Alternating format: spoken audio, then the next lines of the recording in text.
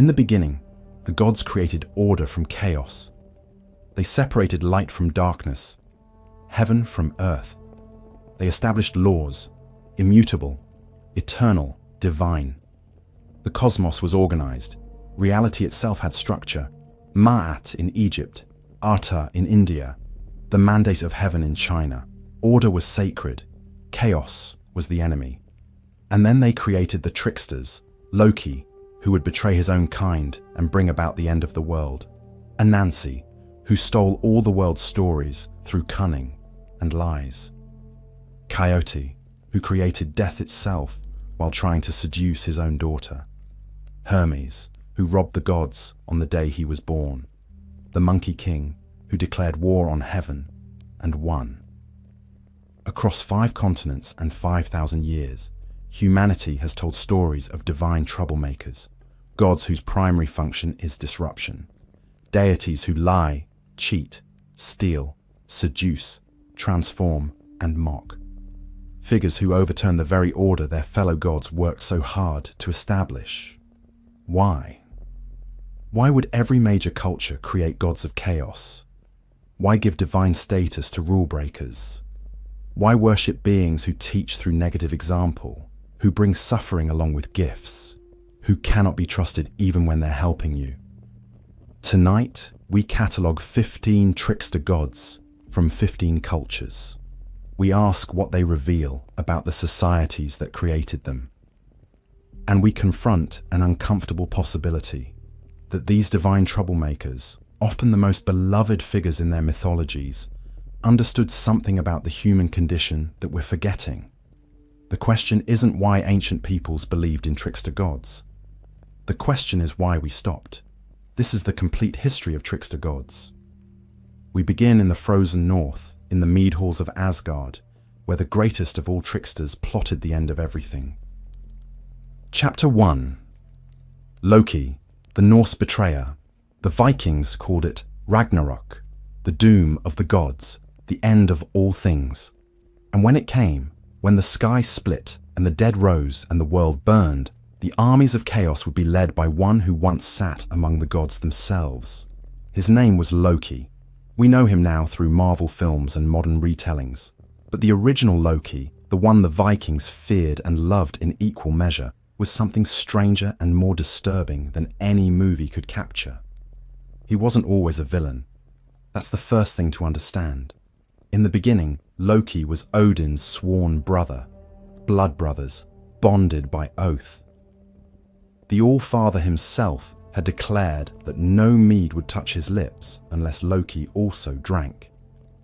Why would Odin, wisest of gods, bind himself to a trickster? Because the gods needed him. When Thor's hammer was stolen by giants, it was Loki who retrieved it, though the plan required Thor to dress as a bride.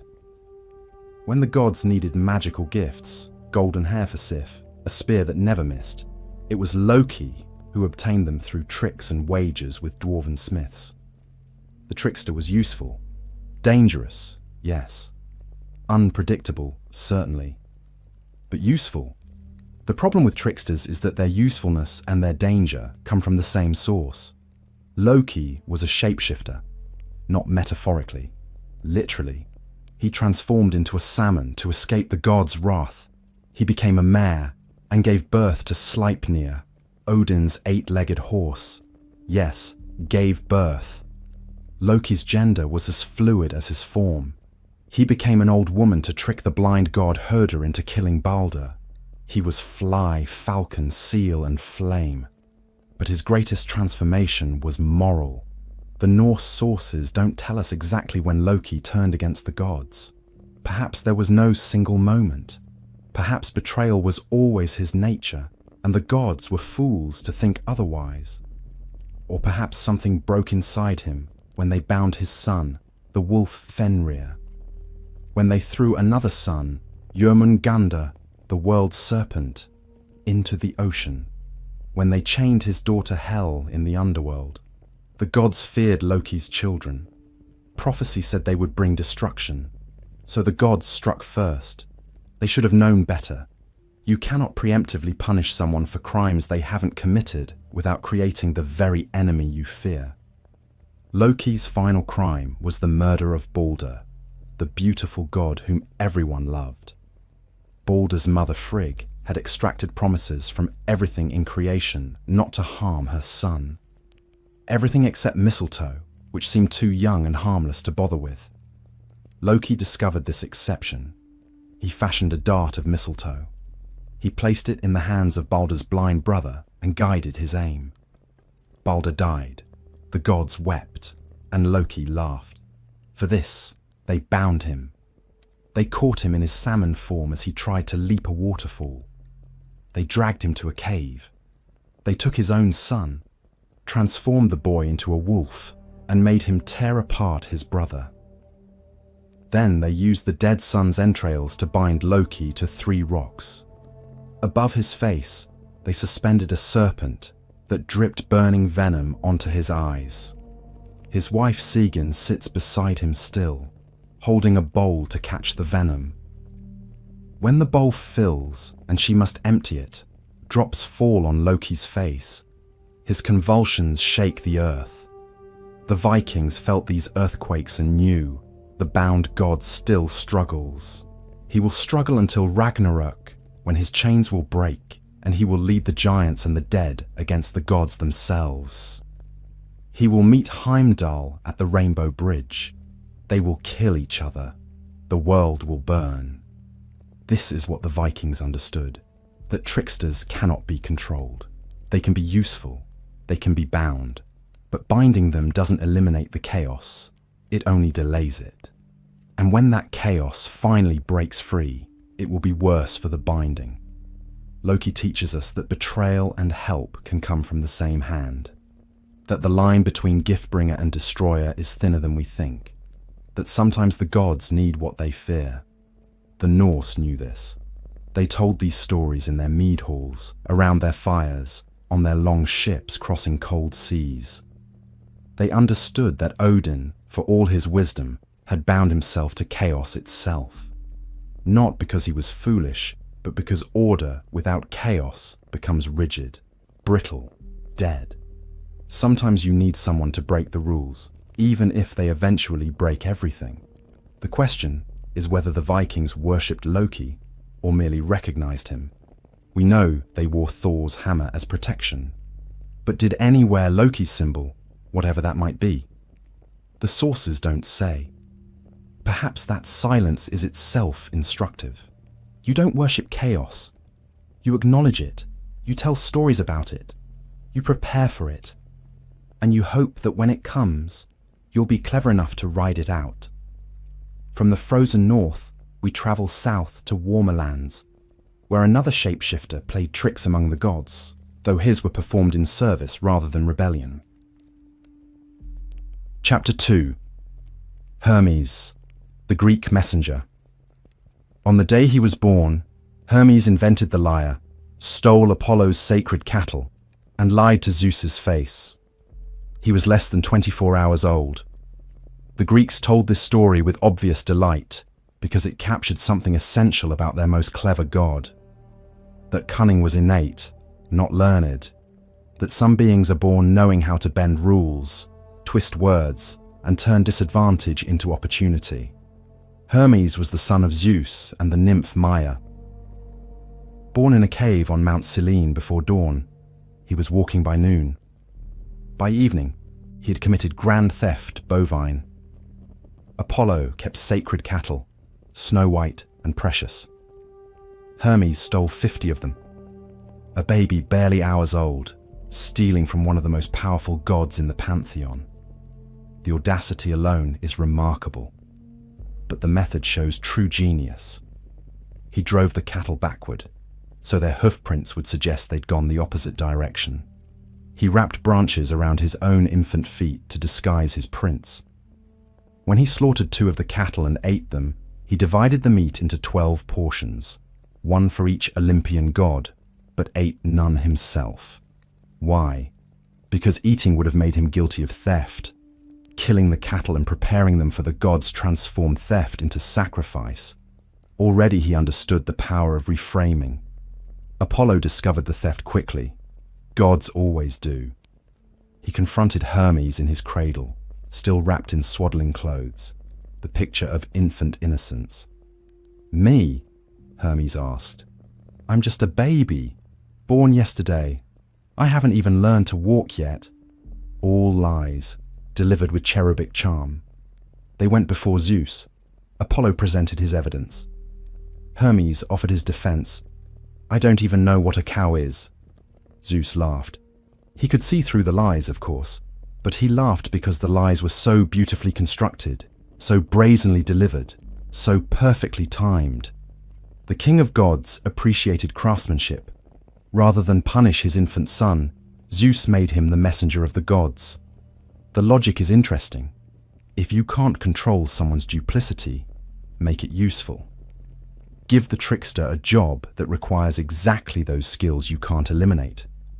Hermes became the god of boundaries, of crossing between worlds. He guided souls to the underworld, a psychopomp traveling between life and death. He protected travelers on roads, merchants in marketplaces, thieves in the night. All those who live in liminal spaces, who exist between categories, fell under his patronage.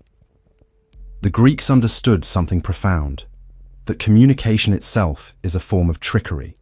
Every translation is a betrayal. Every message carries the possibility of deception. When you send words across distance, you surrender control over their meaning. The messenger holds power precisely because he stands between sender and receiver, between intention and interpretation. Hermes carried the caduceus, a staff with two serpents coiled around it. Those serpents represent duality, truth and lies, help and harm, medicine and poison. They're intertwined because they cannot be separated. You cannot have a god of true messages without also having a god of false ones. But unlike Loki, Hermes never betrayed the gods. His tricks were performed in service to the Olympian order, not against it. When Zeus needed someone seduced, someone robbed, someone deceived for the greater good, he sent Hermes. The messenger god was chaos contained, trickery harnessed, cunning employed, rather than merely tolerated. This is the Greek innovation, making the trickster useful without making him dangerous. Or rather, directing his danger outward toward the enemies of Olympus, rather than inward toward the gods themselves. Did it work? Mostly. Hermes was loyal. He served Zeus faithfully. He guided heroes, helped the virtuous, punished the wicked when asked. The Greeks could trust him in ways the Norse could never trust Loki. But trust and truth aren't the same thing. Hermes was still the god of lies. His oaths were unreliable. His promises came with asterisks. You could count on him to serve Olympus, but you couldn't count on him to be honest about it. The messenger between worlds teaches us that boundaries exist to be crossed, that the space between categories is where possibility lives, that sometimes the most valuable member of society is the one who doesn't quite fit anywhere. From the sunlit heights of Olympus, we travel across the Mediterranean to the forests of West Africa, where the smallest creature in the animal kingdom owned all the world's stories. Chapter 3.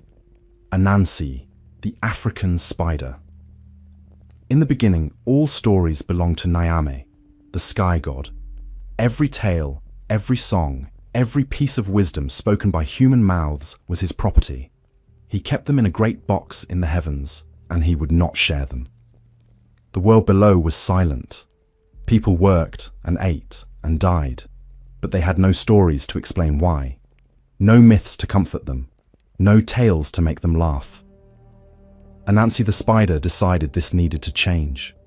The Ashanti people of Ghana told this story to explain how humanity gained its stories, but they also told it to explain something more important, how the weakest creature in the forest could defeat the strongest through nothing but cleverness. Anansi went to Nyame and made an offer. "I want to buy all the world's stories." The sky god laughed. "Many have tried to buy them, great warriors, mighty kings, Rich merchants, all have failed. The price is too high. Name it, Anansi said. Bring me Onini the python, who can swallow a goat whole. Bring me Osebo the leopard, whose teeth can crush bone. Bring me the Moboro hornets, whose sting kills grown men. Bring me Moatia, the invisible fairy, whom no one has ever captured. Do this, and the stories are yours. It was an impossible task. Niami knew it. Anansi knew it. Everyone knew it. Anansi did it anyway. For the python, he used psychology. He went to Onini and said, "My wife and I were arguing about you. She says you're shorter than this palm branch. I say you're longer. Will you let me measure you to settle the bet?" Vanity did what strength could not. The python stretched himself along the branch to prove his length. Anansi tied him there with the same cord he'd used to measure. One capture complete. For the leopard, he used infrastructure. He dug a pit in the leopard's hunting path, covered it with sticks and leaves, and waited. Osebo fell in. Anansi appeared at the pit's edge with a bent tree sapling. "Grab this branch," he told the trapped leopard, "and I'll pull you out." When Osebo grabbed the sapling, Anansi released it. The tree snapped upright, carrying the leopard into the air, tangled in branches. 2 down.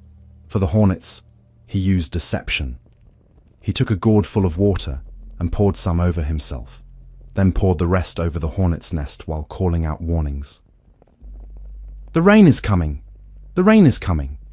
Come into this dry gourd to shelter from the storm." The hornets, fooled into thinking rain was falling, flew into the gourd. Anansi plugged it. 3 captured. For the invisible fairy, he used desire. He carved a wooden doll, covered it with sticky tree sap, and placed a bowl of yams in front of it. When Mamwatia came and found the yams, she asked the doll permission to take one. The doll, being wood, didn't answer. Insulted by this rudeness, Mamwatia slapped the doll. Her hand stuck. She slapped with the other hand. Both stuck. She kicked. Her feet stuck. Anansi found her glued to the wooden figure, invisible but helpless. All 4 impossible tasks completed. Anansi brought his captives to Niami. The sky god was astonished. Even the great warriors failed, yet you, small and weak, have succeeded. How? Because, Anansi said, strength is not the only power. Niami kept his word. He opened the great box and gave Anansi all the world's stories. But more than that, he decreed that from that day forward, all stories would be called spider stories, Anansasem, in honor of the one clever enough to win them. This is why, when the Ashanti tell tales, they begin with the formula. We do not really mean that what we are about to say is true. A story. Let it come. Let it go. Stories belong to the spider, and the spider knows that truth and lies are woven from the same thread. But Anansi's tales don't end there. His character grew more complex, more flawed, more human as the stories spread. In later tales, his cleverness becomes selfishness. His tricks backfire. He outwits himself. He's punished as often as he succeeds. In one story, he tries to keep all the world's wisdom for himself, gathering it into a pot that he plans to hide at the top of a tree. But he ties the pot in front of him, and it keeps bumping his stomach as he climbs, making the ascent impossible. His own son, watching from below, calls up, "Father, if you were truly wise, you'd tie the pot on your back." Shamed by this simple advice from a child, Anansi drops the pot. It shatters. Wisdom scatters across the world, where anyone can find it. The moral changes depending on who tells it. Is it about the limits of individual wisdom? The value of humility? The impossibility of hoarding knowledge? All of these. None of these. Spider stories aren't simple. When Africans were enslaved and brought to the Americas, Anansi came with them. In the Caribbean, he became Breya Anansi, then Breya Rabbit, the trickster who defeats Breya Fox and Breya Bear through cunning rather than strength. The stories changed to fit new contexts, but the core remained. The weak can defeat the strong if they're clever enough. This wasn't just entertainment. For enslaved peoples, trickster stories were survival manuals. They taught that direct confrontation with power leads to destruction, but indirect methods, deception, patience, and wit could win freedom. Anansi showed that you don't fight the leopard with teeth. You dig a pit and let the leopard's own strength trap it. The spider teaches us that knowledge is the great equalizer, that webs are stronger than they look, that the smallest voice can own the greatest stories if it's clever enough to win them. But there's a warning woven into these tales too. Cleverness without wisdom leads to the shattered pot. Tricks without purpose make you the fool. The spider's web catches prey, yes, but it also traps the spider if he's not careful. From the forests of West Africa, we cross an ocean and a continent to the plains and deserts of North America, where a four-legged trickster shaped the world itself while trying to satisfy appetites that could never be filled. Chapter 4. Coyote, the Native American Creator. Before we go further, an acknowledgement. Coyote is not one story.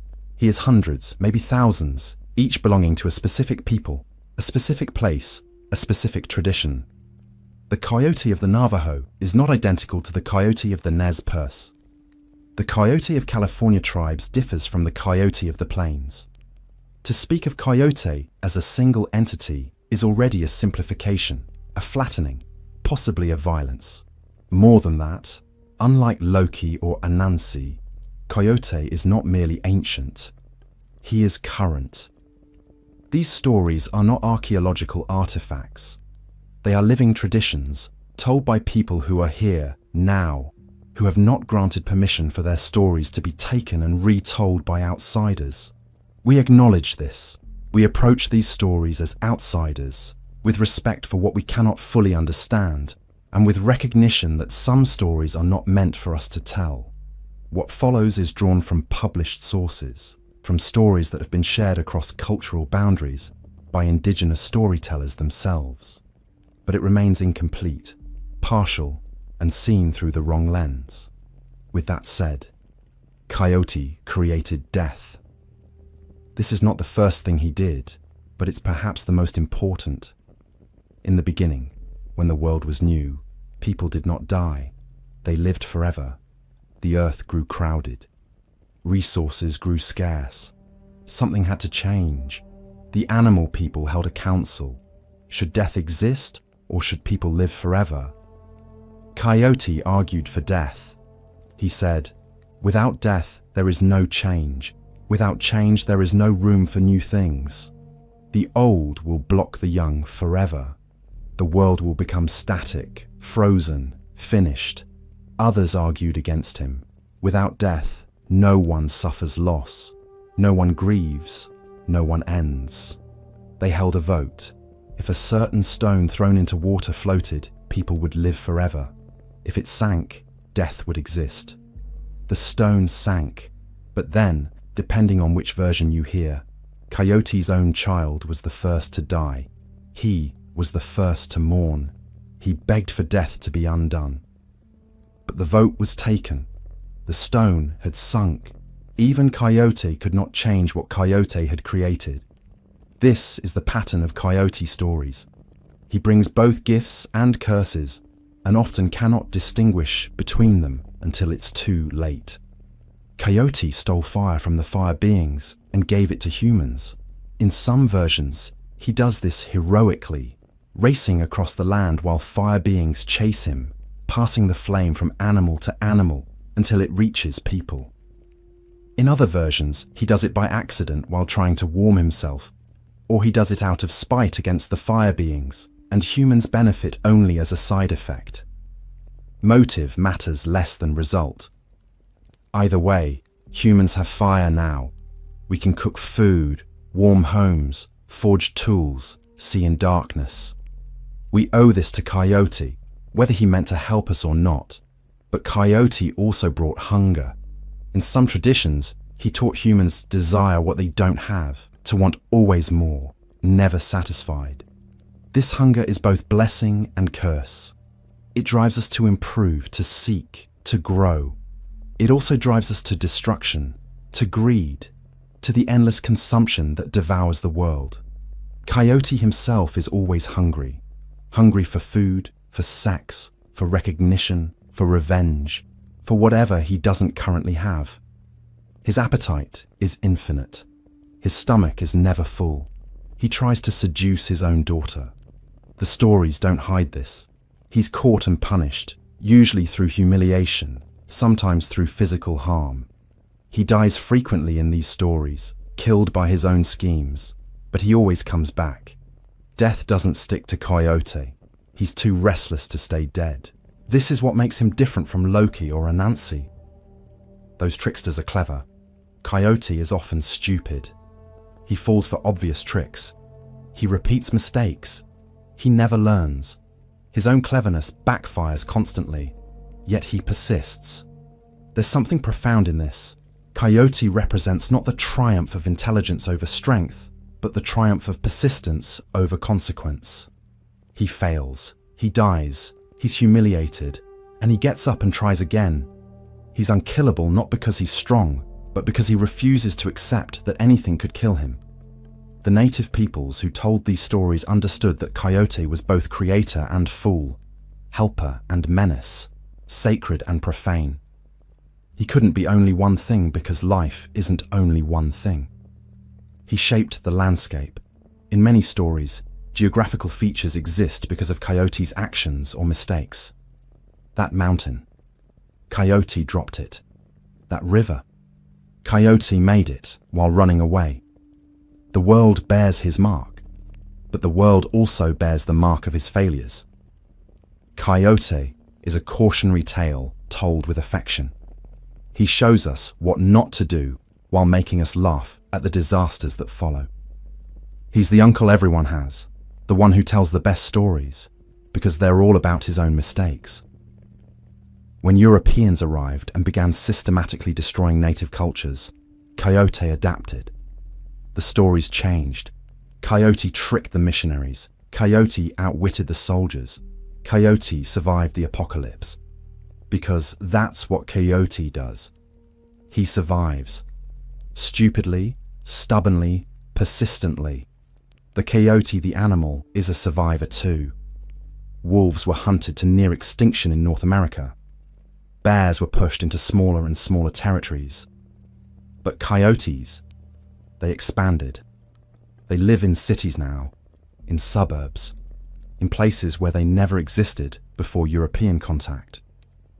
They learned to live alongside humans, off human waste, in human spaces. The biological coyote proves the mythological coyote true. Persistence matters more than strength. Coyote teaches us that we can be fools and still be sacred. That mistakes can be creative acts. That the line between creator and destroyer runs through the same being, and you can't have one without the other. That appetite, even when it leads us to ruin, is what makes us alive. From the American wilderness, we travel across the Pacific to the islands of Japan, where another animal trickster caused mischief, though his methods were considerably more peculiar. Chapter 5. Tanuki, the Japanese shapeshifter. Japanese folklore contains many shapeshifters. The kitsune fox, elegant and often malicious.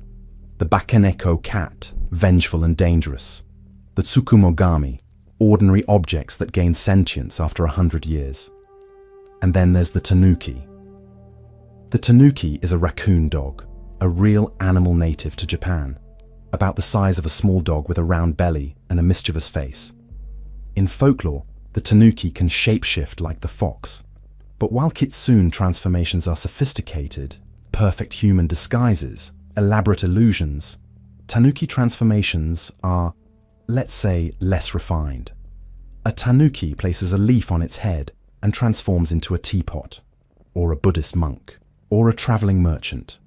The disguise is always slightly wrong. The teapot has a tail.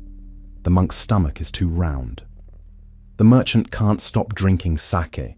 Tanuki are not subtle tricksters, but their most distinctive feature, and we need to address this because the folklore is quite explicit about it, is their testicles. Yes, their testicles. In Japanese art and stories, tanuki are depicted with extraordinarily, impossibly, comically large testicles. We're talking testicles that can be stretched to the size of tatami mats. Testicles used as fishing nets, as drums, as umbrellas, as weapons. This isn't modern crude humor. This is traditional folklore, appearing in Edo period woodblock prints, in temple statues, in cautionary tales told to children. Why? The word for testicles in Japanese is kintama, which can also mean gold balls, which sounds like fortune. So tanuki statues with prominent testicles became symbols of prosperity, of financial success, of things expanding to great size. Restaurant owners put tanuki statues outside their establishments to bring luck. But the folklore isn't just about prosperity. It's about pretension punctured, literally. In many stories, a tanuki inflates its scrotum to appear more impressive. Then someone pops it. The tanuki deflates, humiliated but alive. The lesson: those who puff themselves up are asking to be brought down. Tanuki stories are fundamentally comic. Unlike kitsune tales, which can be tragic or horror-filled, tanuki stories end with laughter. The tanuki gets drunk and forgets it's in disguise. The tanuki tries to charge money for a fake service and gets caught. The tanuki promises to repay a kindness, but spends the money on sake instead. One famous story: a tanuki transforms into a teapot and is sold to a temple. The priests try to boil water in it.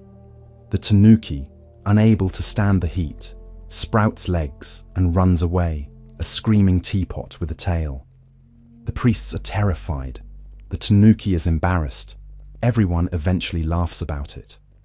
Another: a tanuki disguises itself as a Buddhist priest and delivers a sermon so moving that the whole village weeps.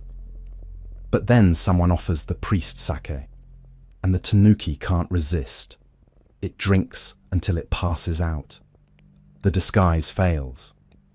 The villagers realize they've been tricked, but they're not angry.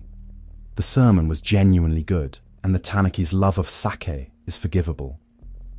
This is the tanuki's gift, reminding us that spirituality and comedy coexist, that the sacred isn't always serious, that sometimes the gods are drunk. Buddhism came to Japan and brought with it a certain solemnity, a focus on suffering and transcendence. The tanuki serves as a counterweight. Yes, existence is suffering, but existence is also absurd. Yes, we should seek enlightenment, but also have some sake. Don't take yourself too seriously. Your testicles are showing. The tanuki appears in modern Japanese culture more than almost any other folkloric creature. Studio Ghibli made a film about them, Pompoko, where tanuki fight suburban development through shape-shifting and testicular warfare. Yes, really. It's a children's film. Sort of. Video games feature tanuki power-ups. Anime references tanuki constantly. Restaurants still display tanuki statues. The creature that should seem ridiculous has instead become beloved, precisely because of its ridiculousness. What the tanuki teaches is that undignified doesn't mean unimportant. That comedy is its own kind of wisdom. That transformation doesn't have to be elegant to be effective. That sometimes the best response to pomposity is a well-deployed scrotum joke. From Japan, we travel to China, where a trickster far more powerful than the tanuki declared war on heaven itself and won. Chapter 6: Sun Wukong, the Monkey King.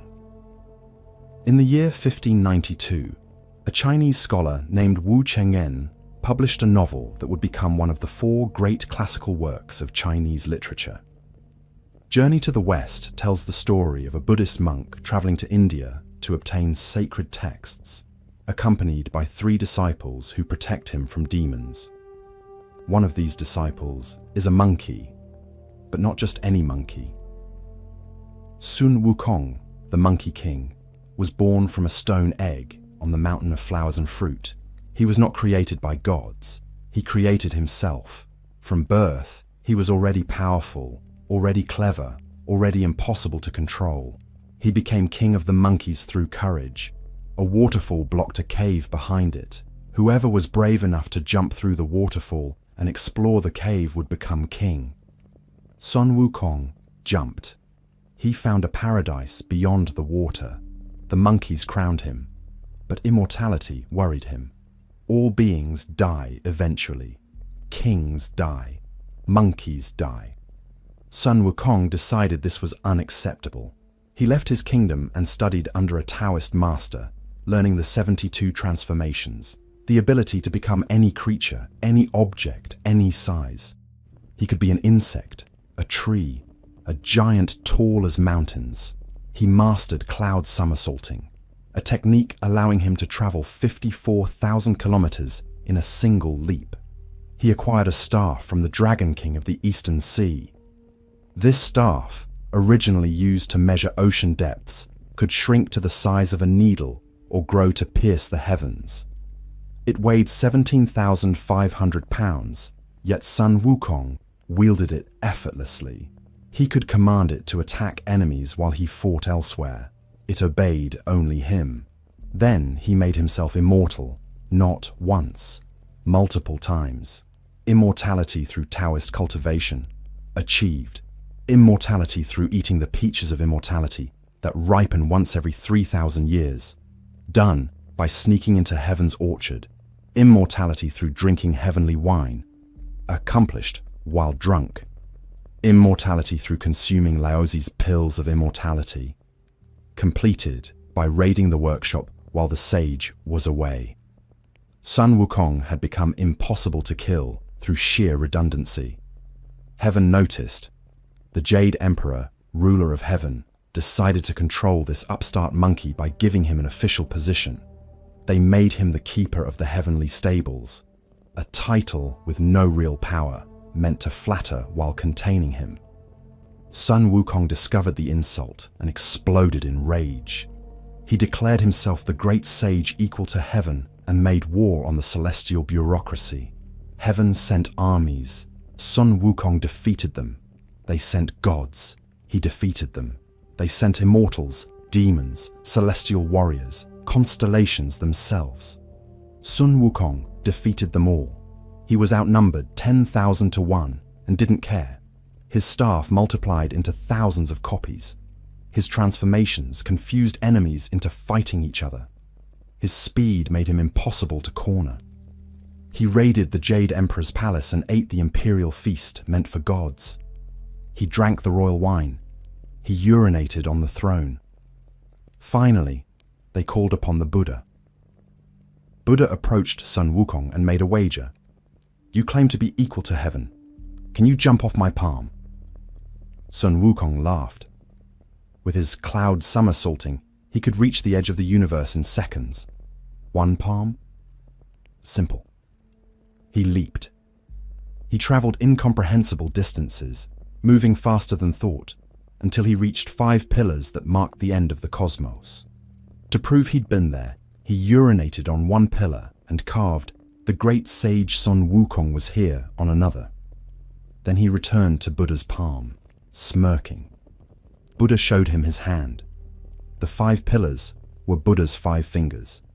Sun Wukong's graffiti was there. His urine was there. He had never left the palm. "The universe," Buddha said, "exists within understanding. You cannot escape what you cannot comprehend." He closed his hand and trapped Sun Wukong. Then he transformed his hand into 5-element mountain and buried the monkey beneath it. Sun Wukong remained trapped for 500 years, unable to move, barely able to breathe. sustained by iron pellets and copper juice that spirits fed him.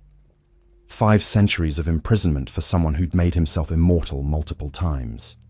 His release came through the monk Tripitaka, who was undertaking the journey to India. Buddha declared that Sun Wukong could earn redemption by protecting the monk on his quest. But trust was impossible, so Buddha gave Tripitaka a golden headband and told him to place it on Sun Wukong's head. Once worn, the headband could not be removed. When Tripitaka chanted a certain sutra, the headband tightened, causing excruciating pain. This was how the monk controlled the monkey, through agony. The journey took 14 years and 81 trials. Sun Wukong fought demons, rescued Tripitaka from constant danger, argued with his master about strategy and mercy. The monk was compassionate, often too compassionate, seeing Buddha nature even in demons. Sun Wukong was practical. Kill the demons before they kill you. They clashed constantly. Tripitaka would chant the headband sutra, bringing Sun Wukong to his knees in pain. The monkey who'd fought heaven itself could be stopped by a headache. But slowly, something changed. Sun Wukong began to understand what he'd lacked during his rebellion. Not power, but purpose. Not freedom, but meaning. His strength was immense, but it had been deployed only for his own glorification. Now it served something larger. By journey's end, when they finally reached India and obtained the sacred texts, Sun Wukong had been transformed. Not broken, transformed. His cleverness remained. His combat prowess remained. His irreverence remained. But now they served enlightenment rather than ego. Buddha granted him the title Fighting Buddha, a name that captured the contradiction perfectly. A being of violence in service of peace. A trickster in service of truth. A rebel who achieved enlightenment through discipline. Sun Wukong's story became foundational to Chinese culture. He appears in opera, in film, in television, in video games. Dragon Ball's Goku is based on him. Netflix adapted him. He's more popular than most gods. Why? Because he represents something essential. That rebellion without purpose is just chaos. But rebellion with purpose can change the world. That strength must be tempered by wisdom, but wisdom without strength is helpless. That even the most uncontrollable force can be directed, not by breaking it, but by giving it something worth fighting for. The monkey teaches us that heaven can be challenged, that immortality can be achieved through sheer stubborn determination, that freedom and enlightenment aren't opposites but partners, if you're willing to do the work. From the mountains of China, we sail across the vast Pacific to islands where another trickster, this one a demigod, rather than a monkey, shaped the very land itself. Chapter 7. Maui, the Polynesian hero. There are more than 1,000 islands scattered across the Pacific Ocean, from Hawaii in the north to New Zealand in the south, from Easter Island in the east to Samoa in the west. Different peoples, different languages, different traditions. But almost all of them tell stories about Maui. Not identical stories. The Maui of Hawaii differs from the Maui of Tahiti. The Maui of the Maori differs from the Maui of Tonga. But certain elements repeat. He fishes up islands from the ocean floor. He steals fire from the underworld. He tries to achieve immortality and fails. He's a trickster, but also a hero. Clever, but flawed. Divine, but mortal. His birth was inauspicious. In most versions, Maui's mother gave birth to him prematurely. She thought he was stillborn or too weak to survive. So she wrapped him in her hair and cast him into the sea, expecting the ocean to take him. Instead, the ocean saved him. Jellyfish wrapped around him to keep him warm. Seabirds fed him. The sun itself blessed him with strength. He washed ashore and was found by his ancestor, who raised him. When he was old enough, he returned to his family. His mother and brothers didn't recognize him. "Who is this stranger claiming to be our brother?" But Maui proved his identity through displays of power that made denial impossible. His brothers resented him. The youngest child, arriving late, claiming equal status, unacceptable. They excluded him, mocked him, tried to leave him behind when they went fishing. This rejection became Maui's motivation.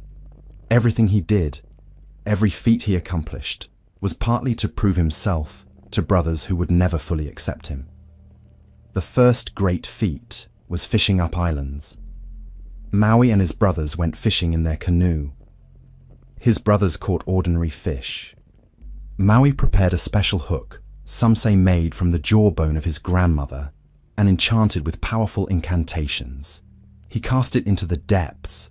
He felt enormous weight on the line. "I've caught something," he told his brothers. They laughed. "Just a rock. You've snagged the bottom."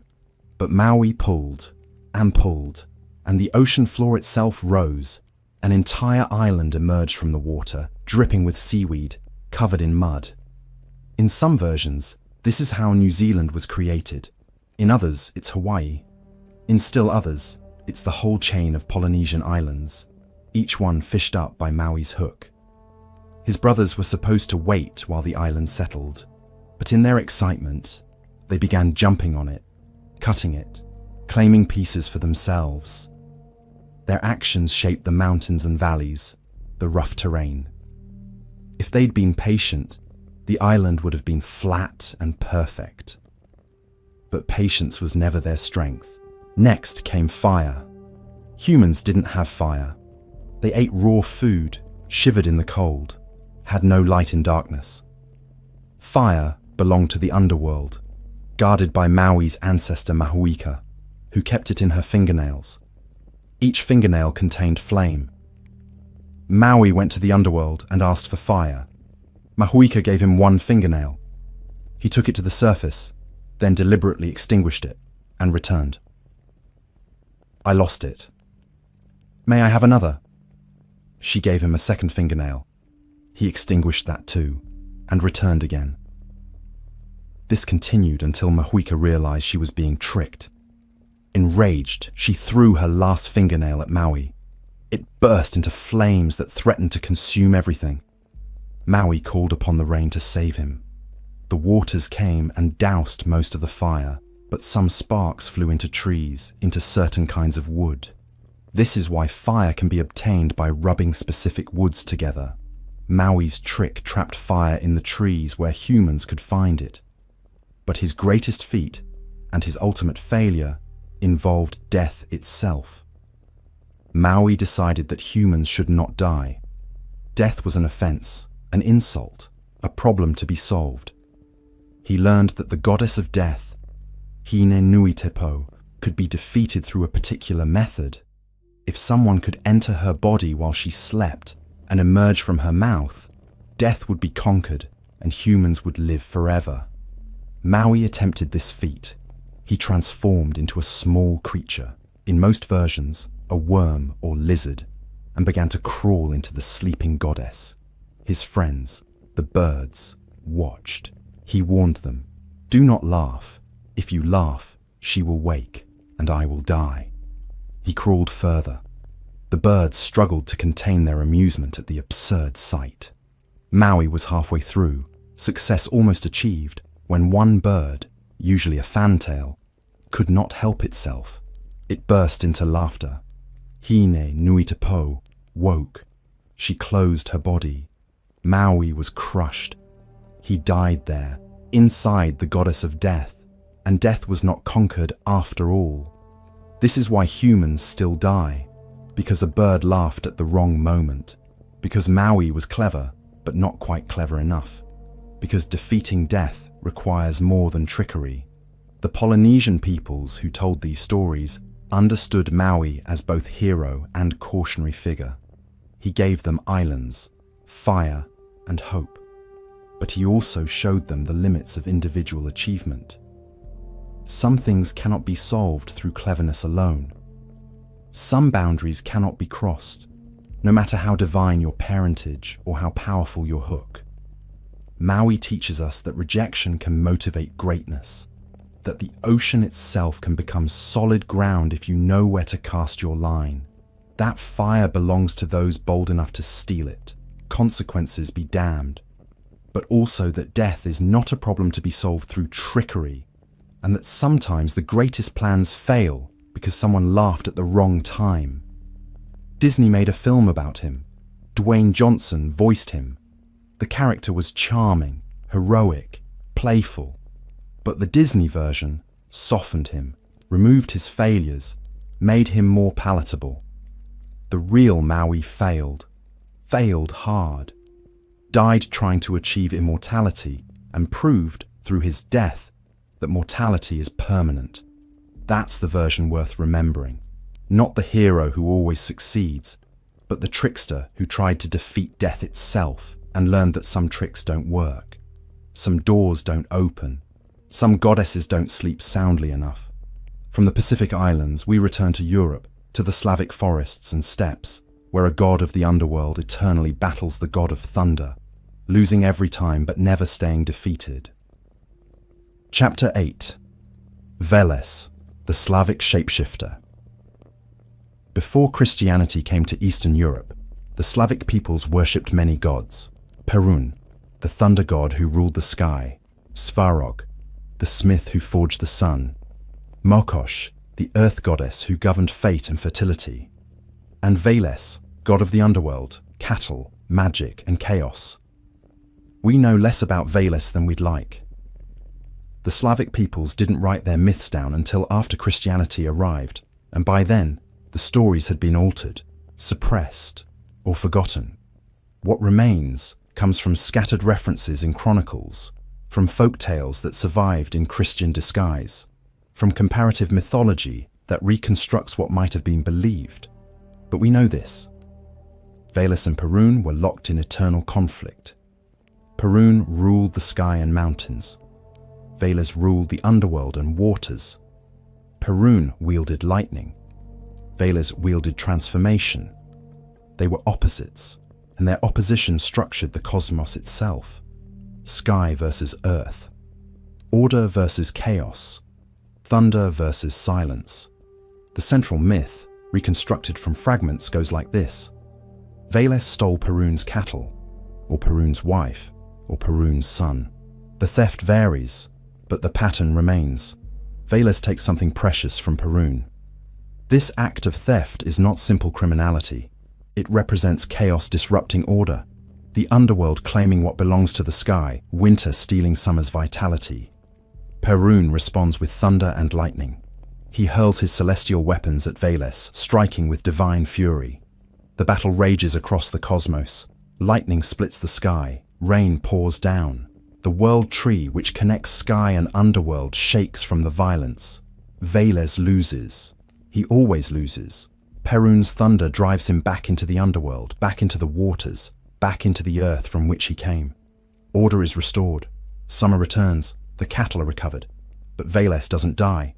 He can't die. He's a fundamental force. Next season, next cycle, he returns. He steals again. The battle begins again. Perun wins again. And again. And again. Forever. This is the Slavic explanation for seasons, for storms, for the cycle of nature itself. Winter is Veles ascending. Summer is Perun victorious. Spring is the battle between them. Autumn is Veles regrouping. The cosmos runs on conflict that never resolves, only repeats. But Veles is more than just Perun's antagonist. He's the god of the underworld, which means he governs death and the dead. He's the god of cattle, which means he governs wealth. Cattle were currency in ancient Slavic societies. He's the god of magic, which means he knows secrets the sky gods don't. He's a shapeshifter, often depicted as a great serpent or dragon, sometimes as a bear, sometimes as an old man with a staff. Merchants and traders invoked Veles. They swore oaths by his name, binding contracts under his authority. Why? Because Veles moved between worlds. the underworld and the surface, the forest and the settlement, the realm of the dead and the realm of the living. Anyone who crossed boundaries, merchants traveling trade routes, shamans communicating with spirits, poets speaking words that bridge the visible and invisible, fell under Velas's patronage. When Christianity arrived, the priests faced a problem: how to suppress Velas without losing the devotion of those who relied on him. They couldn't simply declare him evil and expect people to stop believing. So they transformed him. Velas became Saint Blaise, a Christian bishop from the 3rd century. Saint Blaise's feast day was celebrated on February 11th, the same time as Velas's winter festivals. Saint Blaise protected cattle, just as Velas had. Saint Blaise was invoked by merchants, just as Velas had been. The name even sounds similar: Velas, Blasius, Blaise, but the transformation was incomplete. In folk tales that survived Christianization, Velas appears as a vodyanoi, a water spirit, as a leshy, a forest spirit, as the devil himself. Christianity couldn't erase him entirely, so he fragmented into multiple beings, each carrying part of his original nature.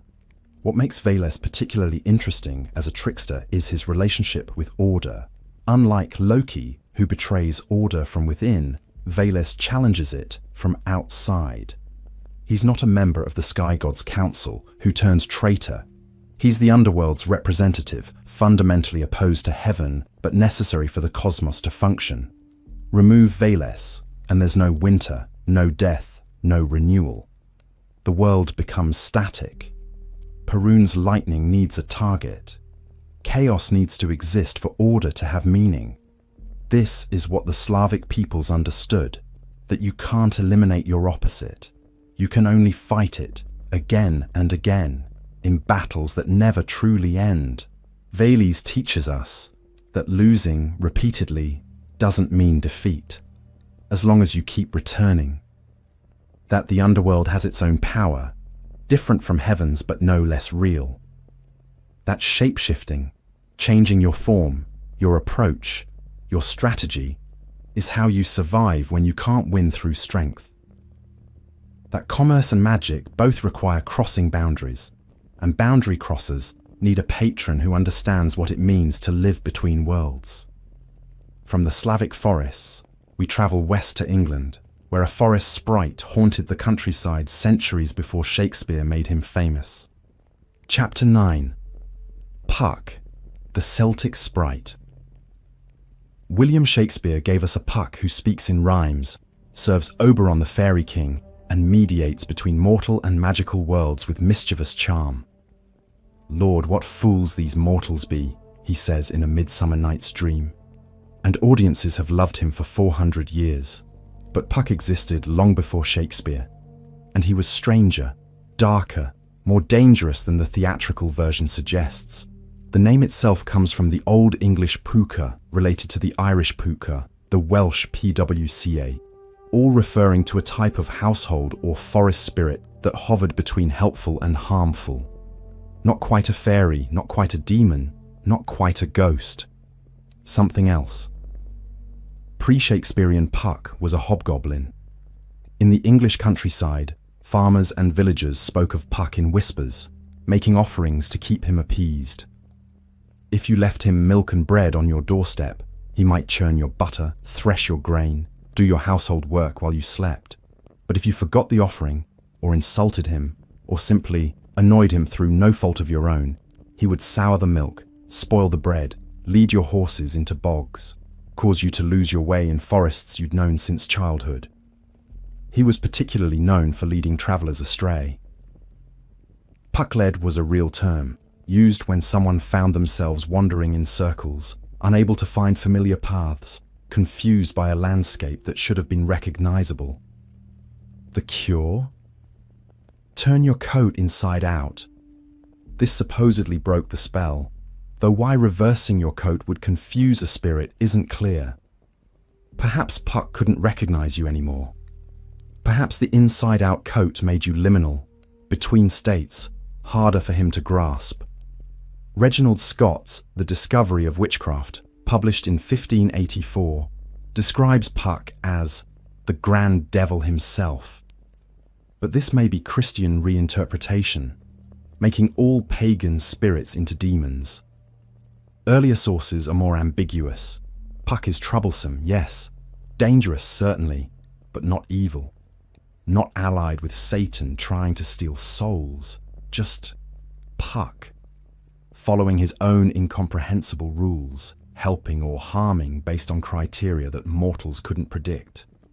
Some sources connect Puck to Robin Goodfellow, another English fairy or spirit. The name Goodfellow might be honest. He was good fellowship, a companion, helpful if treated right. Or it might be apotropaic, calling him good to avoid saying what he really was. The way people called the Furies, the kindly ones, to avoid their wrath. Robin Goodfellow appears in ballads and pamphlets from the 16th century. In these, he's a shapeshifter. He can be a horse, a cat, a wisp of light that leads people into danger. He plays pranks on the pompous, the greedy, the cruel. He rewards the humble, the generous, the kind. He's judge and jury of rural morality, enforcing rules that have nothing to do with church law or king's law, but everything to do with how you treat your neighbours and whether you remember that the world contains more than what you can see. By the time Shakespeare wrote A Midsummer Night's Dream in the 1590s, Puck had been domesticated. Shakespeare's Puck still causes mischief. He puts love juice on the wrong Athenian's eyes, creating romantic chaos. But he serves Oberon, apologizes when he errs, and speaks directly to the audience as if inviting us into the joke. He's been made safe, theatrical, charming. But beneath that charm, traces of the older, stranger Puck remain. He can circle the earth in 40 minutes. He transforms mortals into animals for amusement. He operates by fairy logic, not human morality. When he says, if we shadows have offended, think but this, and all is mended, he's not actually apologizing.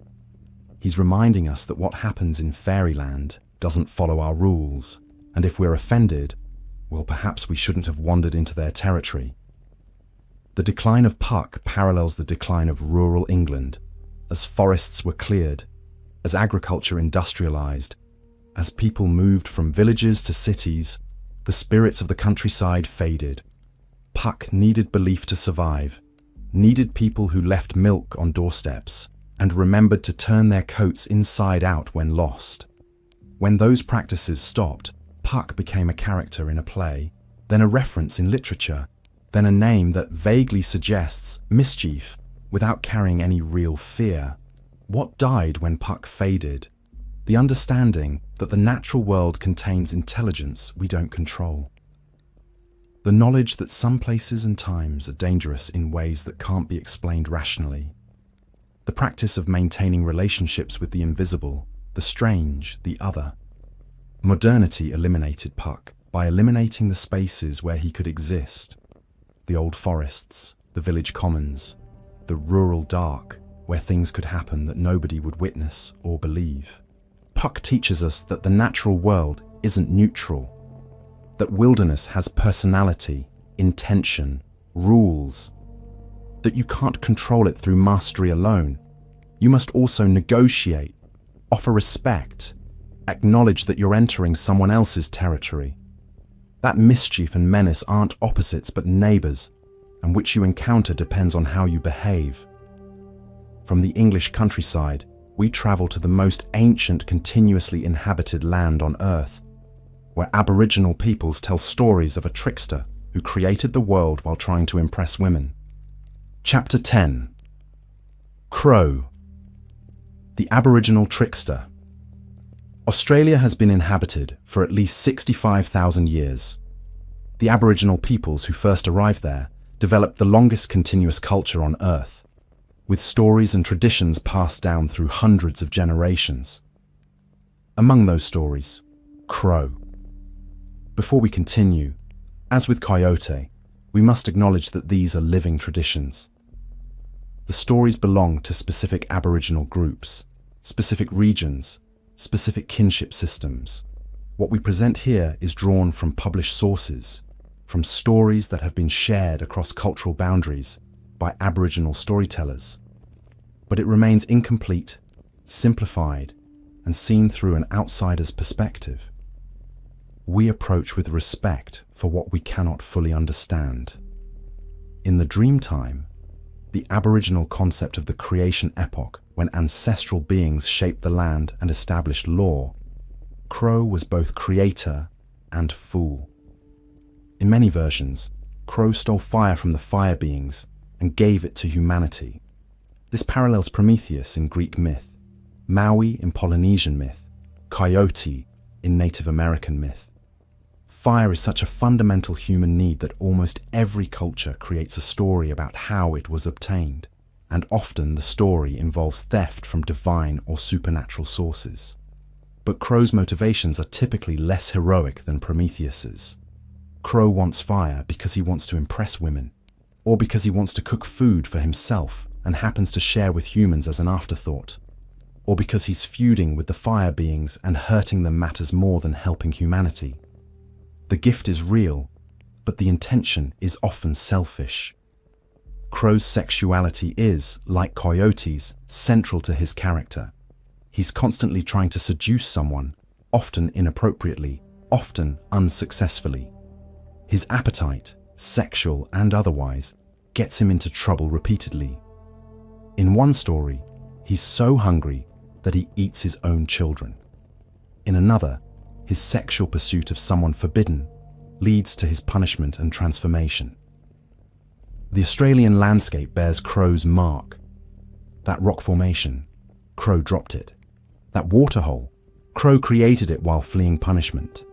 Those hills, Crow's footprints, enlarged to geological scale. The Aboriginal peoples see the land as story, every feature a memory of ancestral actions. Crow's foolishness and creativity are literally written into the earth. But Crow is also clever. He invents clever solutions to problems, creates tools, discovers methods of obtaining food and water. His intelligence and his foolishness coexist, not because the stories are inconsistent, but because intelligence doesn't prevent stupidity. You can be clever in one moment and idiotic the next. Crow proves this constantly. One pattern appears repeatedly. Crow tries to trick someone else and ends up tricking himself. He sets a trap and falls into it. He tells a lie that backfires. He schemes and suffers the consequences of his own scheme. There's a moral here about the dangers of deception, but also something deeper, that when you live by manipulation, you eventually manipulate yourself into disaster. Crow doesn't die permanently in these stories, but he suffers constantly. He's burned, beaten, transformed, humiliated. The stories are often darkly comic. Crow's suffering is described in detail, and the audience is meant to laugh. This isn't cruelty, it's recognition. We've all been Crow at some point, too clever for our own good, driven by appetites we can't control, creating problems we then can't solve. The actual crow, the biological bird, is highly intelligent. Crows use tools. They remember human faces. They communicate complex information to other crows. They mourn their dead. They play for enjoyment. Watching crows in the wild, you can see why Aboriginal peoples made them trickster figures. They're clearly thinking, clearly plotting, clearly enjoying themselves in ways that seem almost human. When Europeans colonized Australia, they attempted to suppress Aboriginal culture, including these stories. Children were taken from families and forbidden to speak their languages or practice their traditions. The attempt was genocidal, but the stories survived, passed down in secret, preserved by people who understood that culture dies when stories die. Crow survived because he's adaptable. Like Coyote, like Anansi, the trickster thrives in changing circumstances. The stories evolved. Crow began dealing with Europeans, outwitting colonizers, surviving apocalypse. Because that's what Crow does. Survives through wit when strength would fail. Crow teaches us that foolishness and wisdom aren't opposites. They're aspects of the same intelligence. That the land itself is alive with meaning, every rock and stream a story waiting to be read. That hunger, sexual and otherwise, drives creation and destruction equally. That you can create the world while trying to get laid, and the world doesn't care about your motivations as long as the work gets done. From the Australian outback, we travel to India, where a god worshipped as the supreme deity by millions is also remembered as a butter thief, a cowherd prankster, and a serial seducer of married women. Chapter 11. Krishna as Trickster. Krishna is many things in Hinduism. The 8th avatar of Vishnu, the speaker of the Bhagavad Gita, delivering divine philosophy on the battlefield of Kurukshetra, the supreme being whom bhakti devotees worship as the source of all existence. But before he became the cosmic deity, he was a child in the village of Vrindavan, and that child was a trickster. The stories of young Krishna, collected in the Bhagavata Purana and other texts, show a divine child who steals butter, breaks pots, plays pranks on his foster mother Yashoda, and flirts outrageously with the cowherd girls, the gopis. The butter theft stories are foundational. Yashoda would churn butter and store it in clay pots hung from the ceiling, supposedly out of reach. Krishna, even as a small child, would stack furniture, climb impossibly high, break the pots, and eat the butter.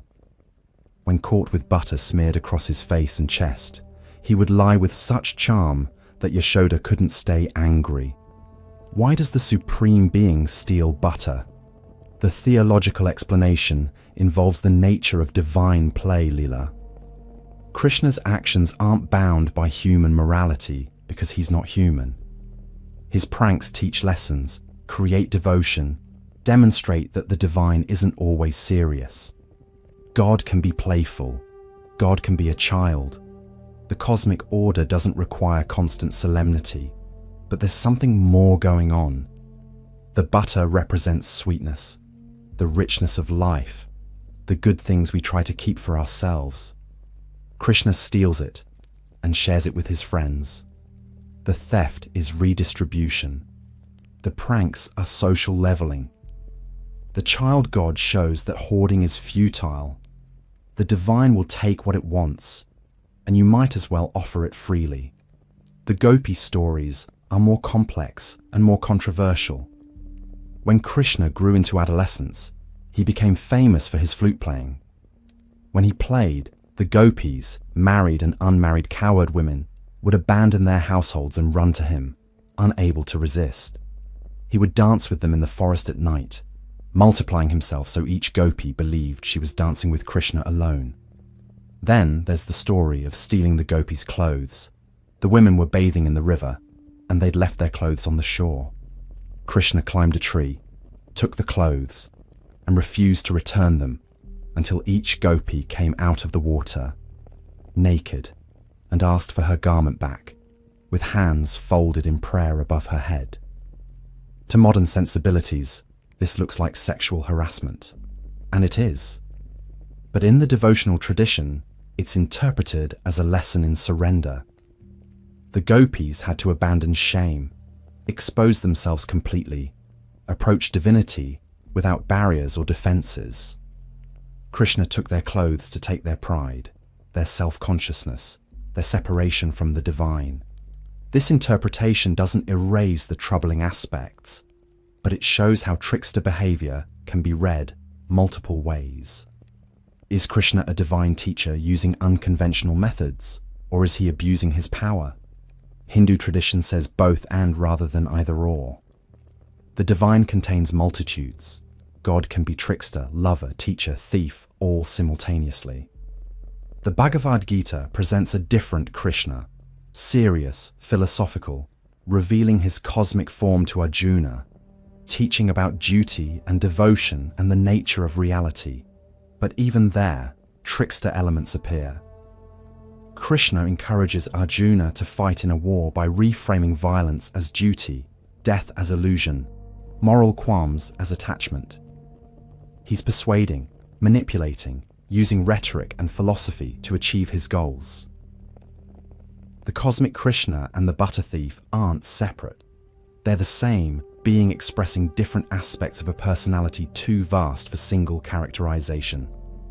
In Indian art, Krishna is often depicted with a peacock feather in his hair, butter on his lips, a flute in his hands, surrounded by adoring gopis. The imagery is deliberately sensual, deliberately playful. Worship of Krishna involves singing love songs to him, dancing for him, offering him food he's depicted stealing. The devotional relationship is intimate, joyful, sometimes erotic in ways that make Western theologians uncomfortable. But that's the point. Krishna as trickster breaks the boundary between human and divine, between proper and improper, between worship and play.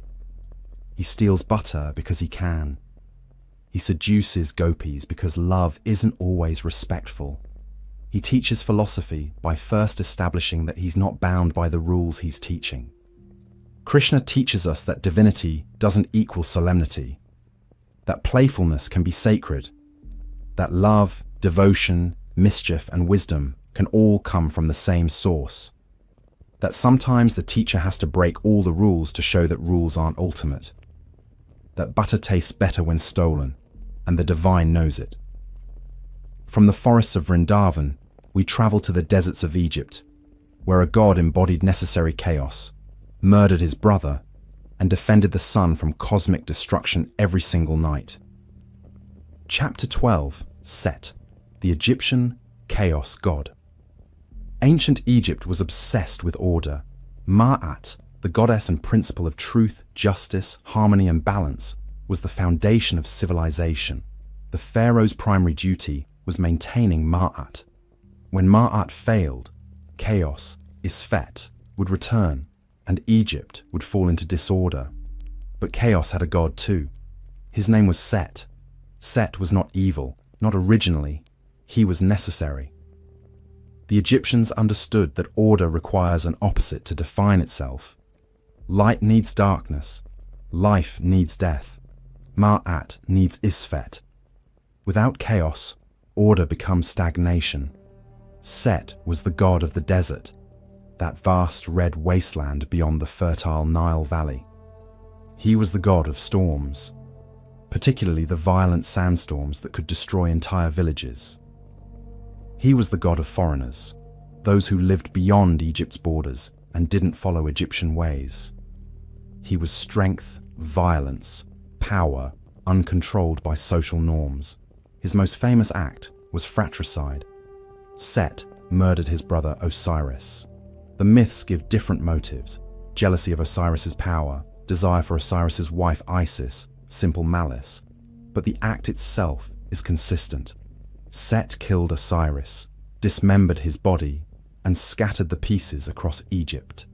Isis, Osiris's wife and Set's sister, searched for the pieces and reassembled them. She used magic to briefly resurrect Osiris, just long enough to conceive a son, Horus. Then Osiris descended to rule the underworld, the land of the dead, forever. Horus grew up seeking vengeance. When he was old enough, he challenged Set. Their battles were legendary, bizarre, and decidedly weird. In one contest, they transformed into hippopotamuses and stayed underwater to see who could hold their breath longer. In another, they had a boat race, but Set's boat was made of stone and sank immediately, so he attacked Horus's boat instead. In perhaps the strangest episode, Set attempted to assert dominance by sexually assaulting Horus, but Horus caught Set's semen in his hands and threw it into the river. Then Horus masturbated and put his semen on lettuce, which Set then ate. When the gods assembled to judge who had dominated whom, they called forth the semen. Set's responded from the river. Horus's responded from inside Set's body. Therefore, Horus had dominated Set, not the reverse. Ancient Egyptian mythology is weird. Eventually, the gods ruled in Horus's favor. Horus became king of the living, Osiris remained king of the dead. Set was cast out into the desert, his rightful domain, away from civilization. But Set wasn't finished. Every night, when the sun god Ra traveled through the underworld, the great serpent Apep attacked, trying to devour the sun and end creation. Someone had to fight Apep. Someone strong enough, violent enough, chaotic enough to battle cosmic destruction. That someone was Set. Every night on the solar boat, Set stood at the prow with his spear and battled Apep, stabbed the serpent, drove it back, protected Ra, ensured the sun would rise again. The god of chaos defended order from ultimate chaos. The murderer became the guardian. This is the paradox the Egyptians understood, that sometimes you need violence to prevent violence, chaos to prevent entropy, Set to fight Apep. You can't maintain Mayat through gentleness alone. Sometimes righteousness requires a god who isn't righteous. Set's status in Egyptian religion fluctuated over millennia. During certain periods, he was worshipped openly, had temples, had priesthoods. During other periods, particularly after foreign invasions when foreigners were associated with Set, he was demonized, his images defaced, his name removed from inscriptions. But he was never eliminated. Egypt needed him, even when they hated him. Later traditions, particularly in Christianity, merged Set with Satan. The god of the desert became the devil.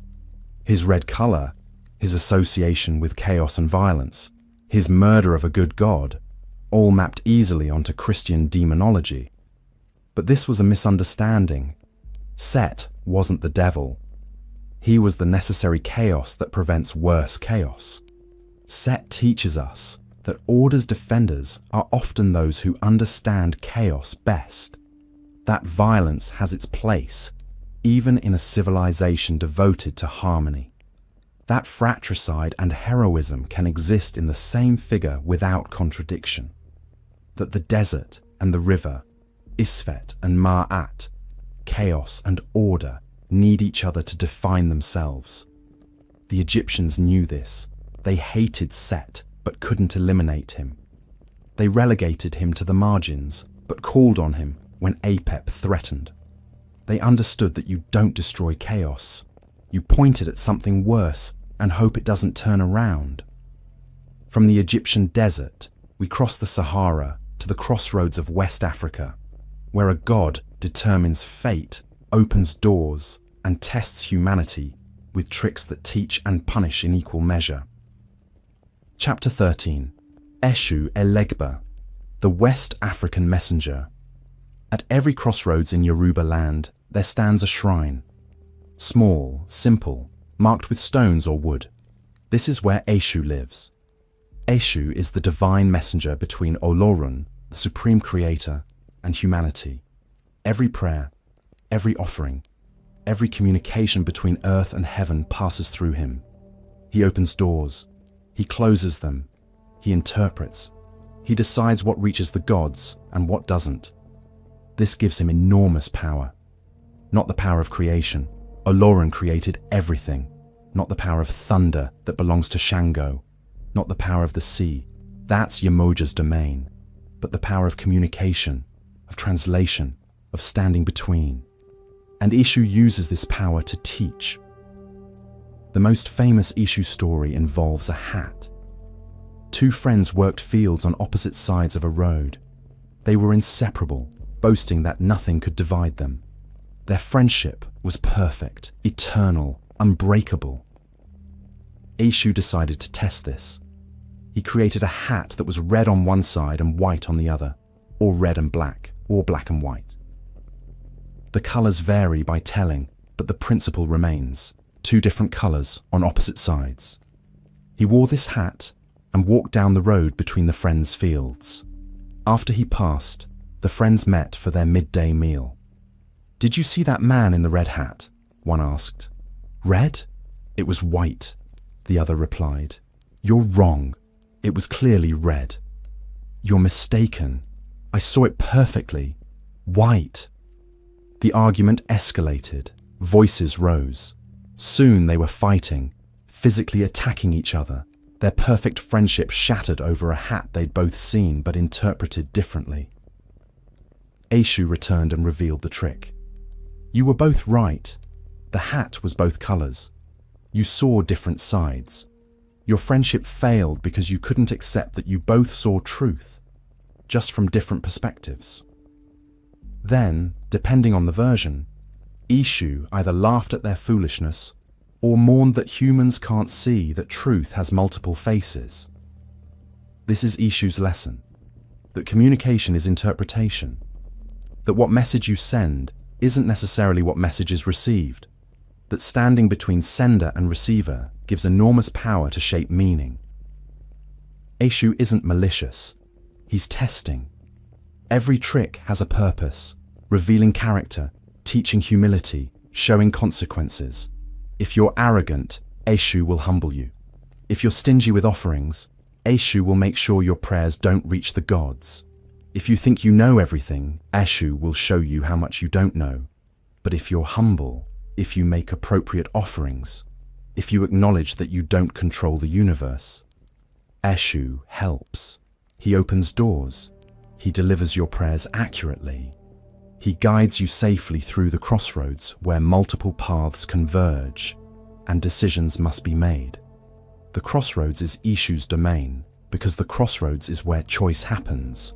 One path or another, this direction or that. Every crossroads is a moment of potential chaos, where wrong choices lead to disaster. Eshu stands there, offering guidance to those who ask properly, testing those who assume they don't need guidance. In Yoruba tradition, every ritual begins with offerings to Eshu, not because he's most important, Olorun is supreme, but because without Eshu, the other gods won't hear your prayers. He's the gatekeeper, the translator, the one who must be satisfied first or nothing else matters. When Yoruba people were enslaved and brought to the Americas, Eshu came with them. In Haiti, he became Legba, the old man with a crutch who stands at the spiritual crossroads. In Brazil, he became Exu, syncretized with Catholic saints but maintaining his trickster essence. In Cuba, he's Elegua, depicted as a child or an old man, opening paths for devotees. The African diaspora understood that Eshu was essential. You can't communicate with the divine without a messenger. You can't navigate life without guidance at crossroads. You can't maintain culture in hostile conditions without the trickster who knows how to code switch, how to hide truth in plain sight, how to survive by being essential to both sides. Christian missionaries tried to demonize Eshu, associating him with the devil. Red and black colors, obviously demonic, stands at crossroads, where witches meet Satan. Tricks people, obviously evil. But this was misunderstanding. Eshu isn't the devil. He's the one who decides whether your prayers reach God.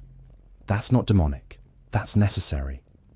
Eshu teaches us that all communication is mediation, that messengers have power we often ignore, that standing between things, between earth and heaven, between friends, between choices, is its own form of divinity, that tests aren't punishments, but revelations, that the hat has two colors and both are true, and your inability to see this is your problem, not the hat's.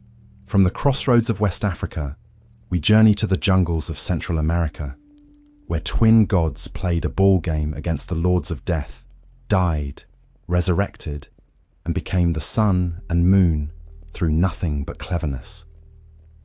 Chapter 14. Hunahpu and Xbalanque, the Mayan hero twins. The Popol Vuh, the sacred book of the Quiche Maya, tells the story of creation through multiple cycles of failure and refinement. The gods tried to create humans who would worship them. They made people from mud, too soft, dissolved in water. They made people from wood, too hard, no souls. Only on the third attempt, making humans from maize, did the gods succeed. But before that final success, there was the story of the hero twins. Their father and uncle, also twins, were legendary ball players. They played the Mesoamerican ball game constantly, and the sound disturbed the lords of Xibalba, the Maya underworld. Death has its own realm in Maya cosmology. Dark, filled with torments, ruled by lords with names like One Death, Seven Death, Pussmaster, Blood Gatherer. The lords of Xibalba summoned the first twins to play ball in the underworld. It was a trap. The twins were subjected to trials in various houses of horror: the Dark House, the Razor House, the Cold House, the Jaguar House, the Fire House, the Bat House. In the Bat House, a giant bat decapitated one of the twins. The lords of Xibalba took the head and hung it in their ball court as a trophy. The widowed wives of the first twins were pregnant. They gave birth to Hunahpu and Xbalanque, the hero twins. These boys inherited their father's skills and cleverness, but with an additional quality. They learned from their father's failure. When the lords of Xibalba inevitably summoned them too, they came prepared. First trial: spending the night in the dark house without letting their torches burn out. Solution: Hunahpu and Xbalanque put fireflies on the ends of their torches and macaw feathers that looked like flame. The lords thought the torches were burning, but they weren't. The twins conserved their real light. Second trial: the cold house, where they'd freeze to death. Solution: they lit a small fire and kept warm. Simple, but effective. Third trial: the jaguar house, filled with hungry jaguars. Solution: they threw bones to the jaguars, who chewed on these instead of the twins. Fourth trial: the firehouse, where everything burned. The solution isn't specified, but they survived. Fifth trial: the bat house, where their father had died. Giant bats with razor-sharp wings waited to decapitate them.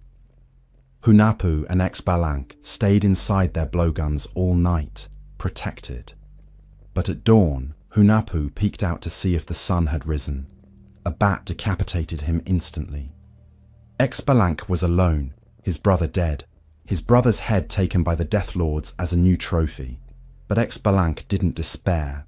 He improvised. He created a false head for Hunahpu's body using a carved squash. Then he convinced a rabbit to hop onto the ball court during the game, distracting the lords. While they chased the rabbit, thinking it was the ball, Xbalanque retrieved his brother's real head and reattached it.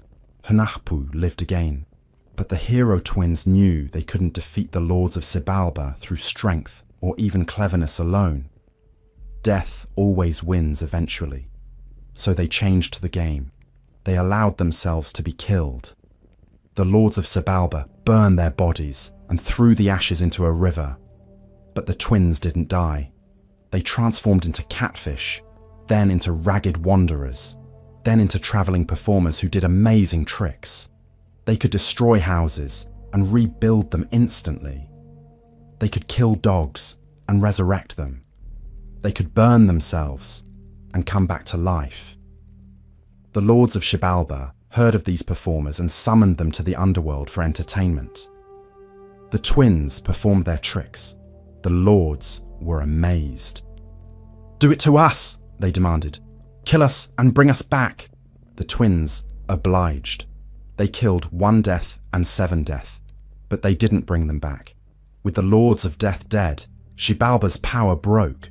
The hero twins had defeated death, not through avoiding it, but through transforming it. They showed that death isn't permanent, that resurrection is possible, that even the lords of the underworld can be tricked if you're willing to die first. The twins didn't return to Earth as humans.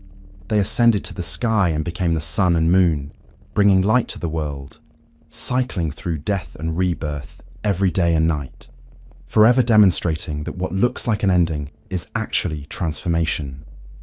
The Maya saw in this story their own agricultural cycle. Maize is buried in earth, death. It sprouts, resurrection. It grows, is harvested, death again. It's ground and becomes food, transformation.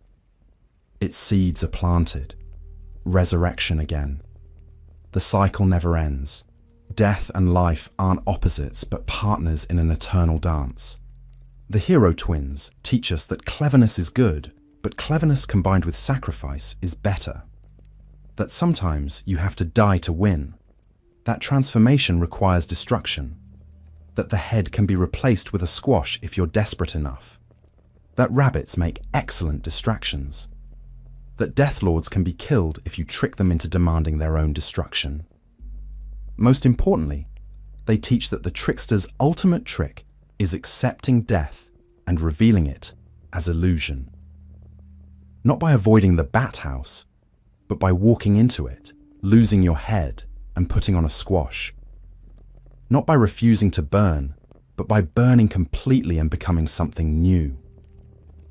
From the jungles of Central America, we return to Europe one final time, to Ireland, where a figure now associated with cartoon serial and American kitsch was once something far stranger and more dangerous. Chapter 15. Leprechaun Origins, the Irish Trickster. Today, the leprechaun wears a green suit, has a red beard, guards a pot of gold at the end of rainbows, and sells breakfast cereal. He's a mascot, a logo, a symbol of Irish Americanness so commercialized that the actual Irish find him embarrassing. But before he became a cartoon, the leprechaun was a fairy. And fairies, in Irish tradition, were not cute.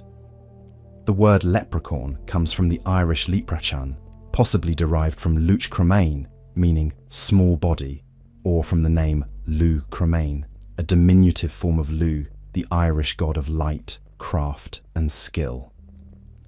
The etymology is disputed, but the connection to Lugh matters because it suggests the leprechaun was originally divine, or at least semi-divine, degraded over centuries from god to fairy, to folklore, to commodity. Early Irish sources describe the leprechaun as a shoemaker. Not a cobbler serving humans, but a shoemaker for the fairies themselves. The Tuatha De Danann, the divine race who ruled Ireland before humans arrived. When the humans came, the Tuatha De Danann retreated into the fairy mounds, the Cid, becoming the Aosi, the fairy folk who live parallel to human reality but occasionally intersect with it. The leprechaun remained in this liminal space, not quite with humans, not quite with the gods, somewhere between. He made shoes, one shoe at a time, never a pair. Why? The folklore doesn't explain, but the image of eternally incomplete work, of labour that never finishes, suggests something about the fairy world's relationship to time and completion. Things begin, but don't end.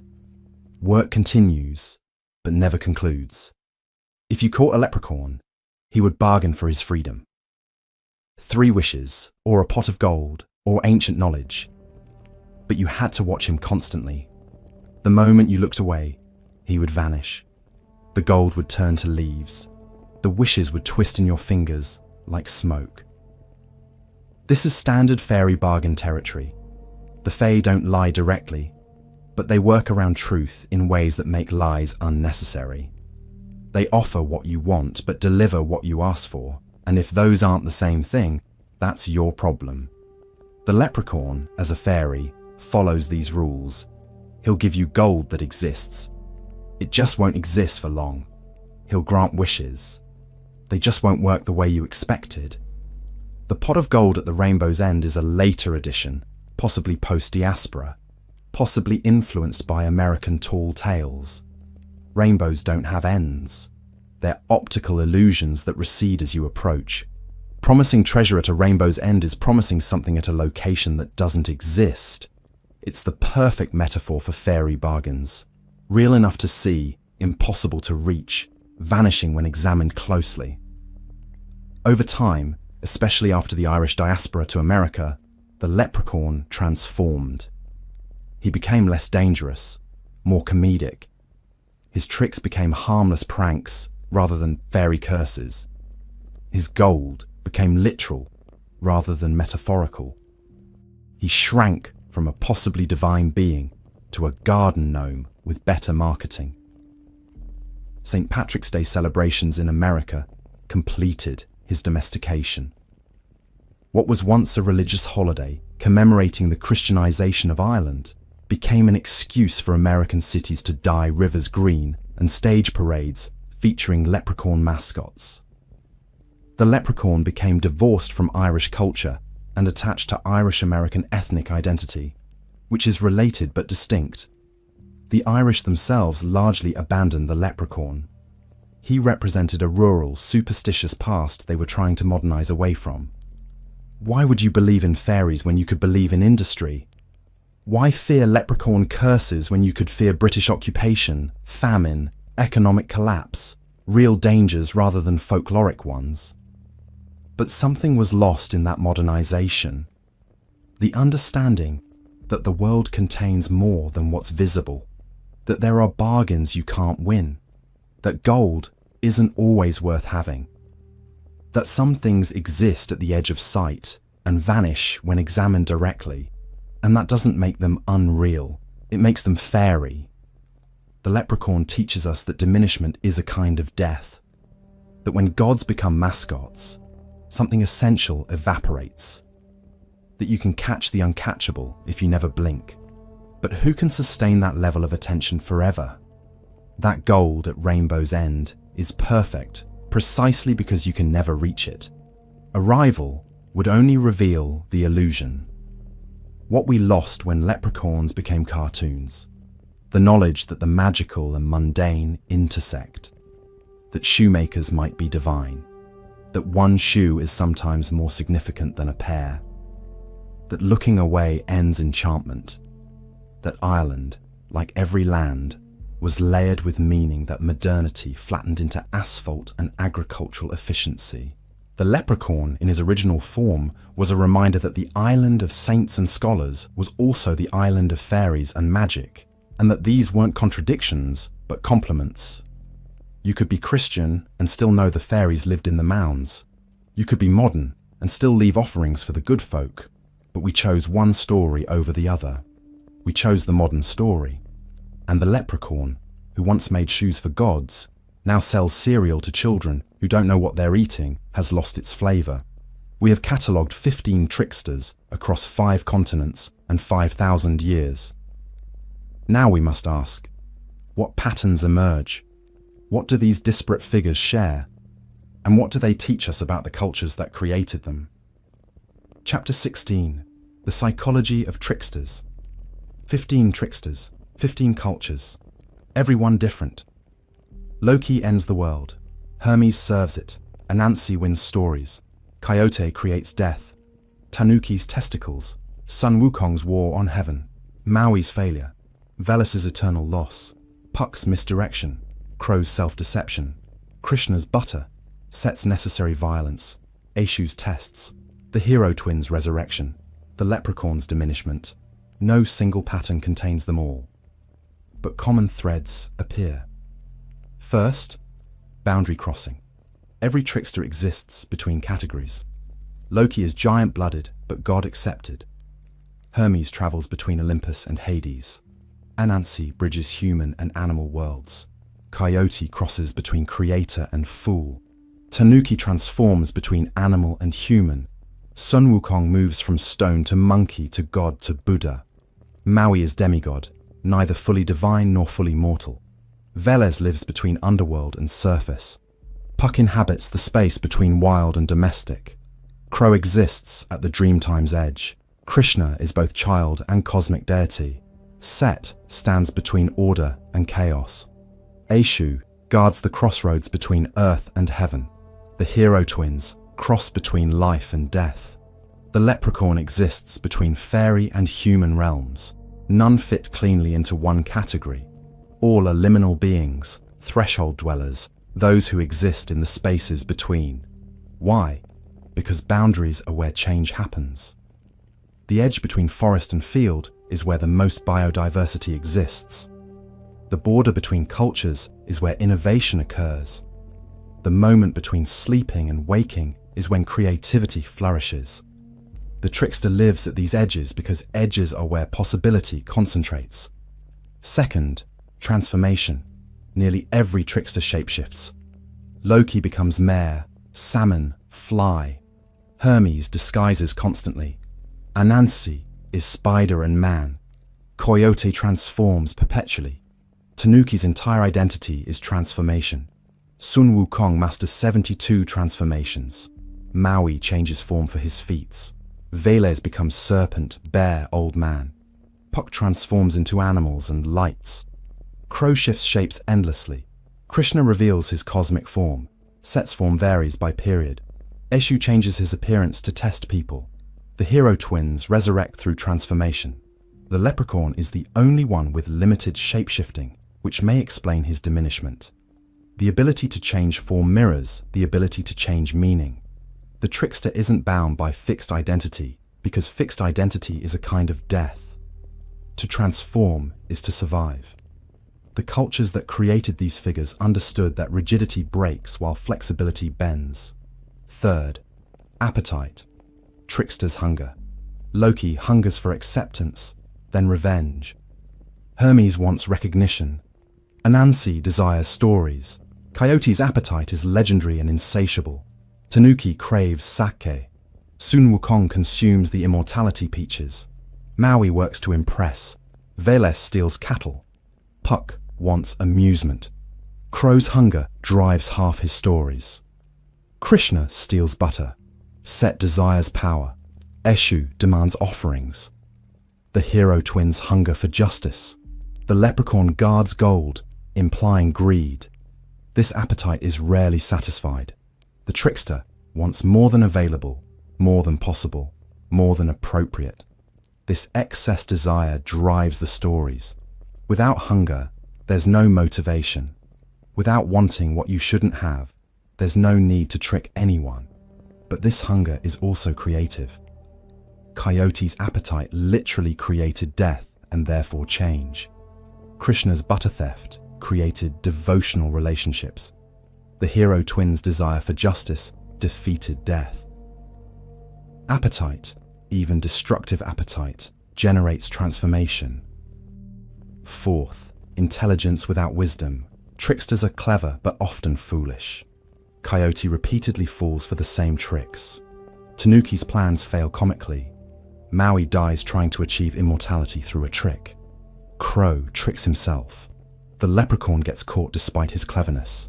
Even the successful tricksters, Loki, Anansi, Sun Wukong, achieve goals that backfire. Loki brings about Ragnarok. Anansi's wisdom shatters. Sun Wukong's rebellion leads to 500 years of imprisonment. Intelligence isn't wisdom. Cleverness isn't insight. The trickster can outsmart everyone and still be the biggest fool in the story. This is intentional. These stories teach that knowing how to do something doesn't mean you should do it. That cleverness without moral grounding leads to disaster. That the smartest character is often the one who learns the hardest lessons. Fifth, teaching through negative example. Tricksters show us what not to do. Don't be like Coyote, who created death through carelessness. Don't be like Loki, whose betrayal destroyed the world. Don't be like Tanuki, whose pride gets punctured. Don't be like Maui, whose arrogance killed him. But wait, these figures are also celebrated, beloved, central to their mythologies. How can they be both cautionary tales and cultural heroes? Because humans learn more from failure than success. A story about someone doing everything right is boring and unhelpful. But a story about someone doing everything wrong while being charming, clever, and entertaining, that teaches while it delights. We remember Coyote's failures more clearly than we'd remember his successes. We learn from Loki's betrayal what loyalty means. We understand boundaries by watching tricksters violate them. The trickster is the teacher who shows rather than tells, demonstrates through disaster, educates through catastrophe. Now the psychological question. Why does every major culture create these figures? Carl Jung suggested the trickster is the shadow archetype, the part of the psyche we deny, repress, hide. Every person contains impulses they can't acknowledge. Anger, lust, greed, vindictiveness, chaos. We project these onto the trickster, who acts out what we cannot. Through stories, we experience forbidden impulses safely. We laugh at the trickster's excess, thereby releasing our own repressed desires without acting on them. But this seems insufficient. The trickster isn't just psychological pressure release. He's also essential to the functioning of the cosmos in many traditions. Set fights Apep. Eshu delivers prayers. The hero twins become sun and moon. These aren't shadow projections, they're necessary functions.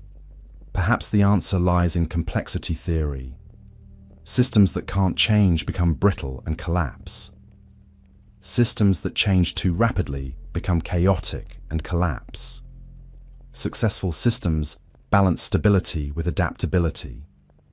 They maintain order while incorporating chaos in controlled doses. The trickster is that controlled dose of chaos. He introduces change without destroying the whole system. He tests boundaries without eliminating them. He disrupts patterns that have become too rigid, but he doesn't burn everything down. Well, except Loki. But even Ragnarok leads to rebirth. Societies need rule followers, but they also need rule breakers who push boundaries, challenge assumptions, find new solutions to old problems. If everyone followed every rule perfectly, innovation would die. If everyone broke every rule constantly, society would collapse. The trickster provides a model for productive boundary pushing, testing limits to see if they're still necessary, not destroying them out of pure malice. The trickster also provides hope for the powerless. Anansi shows that strength isn't everything. The weak can defeat the strong through cleverness. The slave communities who kept Anansi stories alive understood this viscerally. You can't fight your oppressor directly. You'll lose. But you can trick them, outwit them, survive through cunning when force would fail. Every culture needs this figure because every culture has power imbalances. Parents and children, rulers and ruled, gods and humans. The powerful always want to believe their power is absolute. The trickster proves it isn't. He shows that authority has gaps, that systems have exploits, that the clever underdog can win if they're patient and smart. But the trickster also shows the limits of cleverness. Maui dies. Loki is bound. Sun Wukong is trapped. The hero twins must die and resurrect. Even the successful tricksters pay prices. The message: cleverness can help you survive, but it won't make you invincible. You can bend the rules, but you can't eliminate consequences. The final psychological function: the trickster reminds us that we're not in control. Humans like to believe we command our environment, control our destinies, master our situations. The trickster laughs at this delusion. He shows that luck matters, that things don't always make sense, that the universe has a sense of humor and we're often the punchline. This is uncomfortable but necessary. If we believe we control everything, then every failure becomes our fault, every misfortune our responsibility. The trickster provides cover. Sometimes things go wrong not because you failed, but because the trickster was involved. Sometimes the hat has two colors and both perspectives are valid. Sometimes the stone sinks and death enters the world and there's nothing you could have done. This is mercy disguised as mockery. The trickster who makes a fool of you is also the trickster who reminds you that foolishness is universal, that everyone gets tricked eventually, that you're not uniquely stupid for being human. What patterns emerge from our 15 tricksters? Boundary crossing, transformation, appetite, intelligence without wisdom, teaching through negative example, psychological shadow, controlled chaos, hope for the powerless, reminder of limits, mercy through mockery. Not every trickster has every trait, but every trickster has several, and every culture needing these functions creates a figure to embody them. The details differ wildly: butter-stealing gods, testicle-inflating shapeshifters, monkey warriors, spider storytellers. But underneath, the same recognition that humans need gods who don't act godlike, divinity that's fallible, sacredness that's profane, power that defeats itself.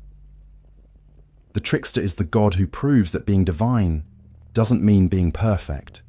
And in that imperfection, paradoxically, he becomes the most human of gods and the most divine of humans. One question remains. If tricksters are so essential, why are they fading? Why do we know Loki primarily through Marvel films? Why has Maui become a Disney character? Why are leprechauns mascots? Why have we domesticated the divine troublemakers into entertainment and advertising? That's our final question, and answering it requires looking at what we've lost and what we've gained in modernity's bargain with chaos. Epilogue. Why tricksters fade. The trickster is dying, not everywhere. Anansi lives in Caribbean oral traditions. Coyote persists in native communities who still tell the old stories and create new ones. Krishna remains central to Hindu devotion. Eshu stands at crossroads in Yoruba practices and their diaspora forms. But in the modern West, where many of us live, the trickster has become a shadow. Loki is Tom Hiddleston in green and gold, charming and redeemed, and no longer frightening. Maui is voiced by Dwayne Johnson, his failures erased, his story simplified into a hero's journey. The leprechaun sells cereal. Puck is a character in a play we study in high school, but don't quite believe. When did this happen? Why? The Enlightenment began it. Reason became the highest authority. Chaos was redefined as merely lack of order, something to be eliminated through sufficient understanding and organization. The universe was a machine. Machines don't need tricksters, they need engineers. The gods were explained away, not killed. Nietzsche's God is dead came later, but transformed into metaphors, symbols, psychological projections. Loki wasn't a real being, but a representation of human tendency toward chaos. Hermes wasn't actually a god, but personified communication. Anansi was folklore, charming but fictional, not to be taken seriously. When gods become metaphors, they lose power. You can't pray to a metaphor. You can't fear a symbol. You can't make offerings to a psychological projection. The trickster requires belief to function, not necessarily literal belief that a spider owns all stories, but belief that the universe contains intelligence beyond human control, personality beyond human understanding, chaos that can't be eliminated through proper planning. Modernity eliminated that belief. We split the world into categories: real and imaginary, fact and fiction, science and myth. The trickster, who lives between categories, has no place in a world where between spaces don't officially exist. Capitalism accelerated the loss. Capitalism demands efficiency, predictability, standardization.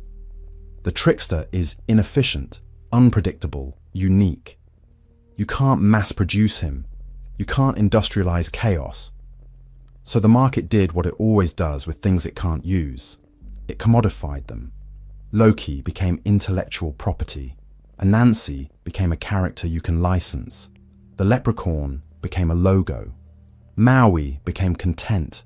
The trickster was killed by being turned into product. His stories owned by corporations. His image controlled by trademark law. Consider what this means. The figure who represents boundary crossing has been bounded. The shapeshifter has been fixed into specific forms. The one who couldn't be controlled has been copyrighted. The trickster has been tricked by the ultimate trickster, capital, which transforms everything it touches into commodity. Monotheism also played a role. Christianity, Islam, and to some extent certain forms of Judaism and Buddhism emphasize singular divine authority. One God, one truth, one path. The trickster fundamentally opposes this. He shows that truth has multiple faces, that authority can be questioned, that paths diverge and you can't always know which is correct. So monotheistic traditions either demonize tricksters, Set becomes Satan, Eshu becomes the devil, or domesticated them through syncretism. Eshu becomes Saint, Veles becomes Saint Blaise. Either way, the trickster loses his essential quality, the ability to exist outside the system while affecting it from outside. What have we lost? First, the model for productive resistance. The trickster shows how to oppose power without being destroyed, how to survive when you can't win directly, how to find gaps in systems. Modern movements rediscover these tactics. Hacktivism is trickster work. Culture jamming is trickster work. Malicious compliance is trickster work. But we've lost the cultural framework that said these tactics were sacred, divinely modeled, mythologically validated. Second, the acceptance of ambiguity. The trickster taught that beings could be helpful and harmful simultaneously, that the same act could be gift and curse, that intentions and effects weren't always aligned. Modernity wants clarity, good or bad, right or wrong, hero or villain. The trickster was all these things at once. Losing him meant losing comfort with complexity. Third, the knowledge that we're not in control. Modernity promises mastery. With enough science, technology, organization, we can control outcomes, predict futures, eliminate randomness. The trickster said otherwise. He showed that the universe doesn't care about your plans, that the best schemes fail for stupid reasons, that sometimes birds laugh at the wrong moment, and death remains undefeated. This knowledge was mercy. If you're not in control, then failure isn't entirely your fault. If the trickster is involved, then chaos isn't failure to achieve order. It's a fundamental aspect of reality. You can stop blaming yourself for not controlling the uncontrollable. Losing this, we've gained what? The illusion of control, the anxiety that comes when that illusion fails, the belief that every misfortune is someone's fault, every disaster preventable, every problem solvable. We've gained efficiency and lost resilience. We've gained certainty and lost adaptability. Fourth, the sacred profane. The trickster showed that divinity could be undignified, that gods could be drunk, horny, foolish, petty, that the sacred wasn't separate from the earthly but intertwined with it. Krishna steals butter, Tanuki's testicles, Maui dies in a goddess's vagina. These aren't failures of religious imagination. They're deliberate reminders that the divine is accessible, touchable, even laughable. Modern religion, at least in its institutional forms, has become solemn, serious, separate. We've created a distance between human and divine that the trickster would mock. We've made gods too good, too pure, too perfect. And in doing so, we've made them irrelevant to daily life. You can't relate to perfection. You can relate to a God who fails. Fifth, the creative destruction. The trickster burned things down, but what grew from the ashes was often better than what was destroyed. Coyote created death, but death made room for change. Set murdered Osiris, but Osiris became king of the afterlife. The hero twins died and became celestial bodies. Destruction was transformation, not termination. Modernity sees destruction as purely negative. We preserve everything, conserve everything, protect everything from change. But sometimes things need to burn. Sometimes systems need to collapse. Sometimes the old must be destroyed completely before the new can emerge. The trickster gave permission for this. Without him, we're terrified of letting anything end. But here's the paradox. The trickster's final trick might be his own disappearance. By fading, he's taught us what we lose without him. By becoming product, he's shown us that commodification is death. By transforming into Marvel movies and Disney films, he's demonstrated that some things can't be mass-produced without losing their essence. The evidence: we're rediscovering trickster energy in unexpected places. Internet culture is deeply trickster. Memes that subvert meaning, pranks that reveal truth, chaos that disrupts corporate control. Hackers are modern tricksters. Whistleblowers are tricksters. Comedians who speak truth through mockery are tricksters. The figure hasn't vanished. He's transformed again. Maybe that's the lesson. The trickster can't be killed because killing him would prove his point, that death is transformation, not termination. You can bind him like Loki, trap him like Sun Wukong, diminish him like the leprechaun. But you can't eliminate him because chaos is fundamental. Boundary crossing is necessary. Transformation is inevitable. He'll return. He's probably already back, wearing a different mask, speaking a different language, operating in domains we don't yet recognize as his territory. The trickster always returns. That's what tricksters do. The question isn't whether he exists. The question is whether we'll recognize him, whether we'll remember that the glitch in the system isn't a bug, but a feature. That the person who won't follow the rules might be teaching us which rules are unnecessary. That the voice that mocks everything might be the only honest voice in the room. What happens to a culture that loses its tricksters? It becomes rigid. Its systems can't adapt because there's no one testing their boundaries. Its people can't imagine alternatives because there's no model for thinking outside categories. Its power structures can't be challenged because there's no divine validation for challenging authority. It becomes efficient, organized, controlled, and therefore fragile. When the unexpected comes, and it always comes, the tricksterless culture shatters. It has no flexibility, no resilience, no ability to improvise. It's built a perfect machine, but machines break. Tricksters bend. We need them. Whether we know it or not, whether we acknowledge it or not, whether we worship them or turn them into corporate mascots, we need gods who break the rules, who transform, who cross boundaries, who hunger for more than possible, who teach through disaster, who show us that perfection is death and imperfection is alive. The trickster is dying. Long live the trickster. Perhaps that's his final joke, that by telling us he's dying, he ensures we'll look for him, that by lamenting his loss, we'll create the conditions for his return, that by making us nostalgic for chaos, he tricks us into inviting him back. If so, it's working. You're here after all, listening to stories about divine troublemakers, wondering if maybe the universe needs less order and more mischief. Thinking that perhaps the person who won't fit in isn't the problem, the system that can't accommodate them is.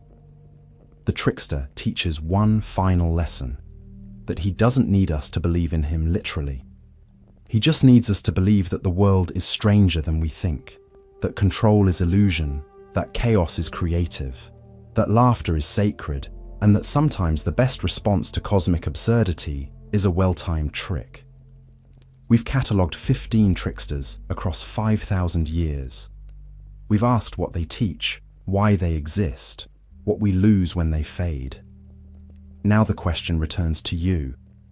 When you encounter chaos, do you fight it or ride it? When rules conflict with justice, which do you choose? When the hat is two colors, can you see both? When the stone sinks and death enters the world, can you laugh? The trickster doesn't demand worship. He doesn't require offerings. He doesn't need temples or priests. He just needs you to remember that the cracks in the cosmic order aren't flaws. They're where the light gets in. And sometimes, if you're very lucky, you'll catch a glimpse of him there, grinning in the gap between worlds, holding a hat that's both colors at once. Thank you for listening. The stories belong to the spider, and the spider says, a story, let it come, let it go. We do not really mean that what we have said is true. Or perhaps we do. Perhaps that's the final trick. The end.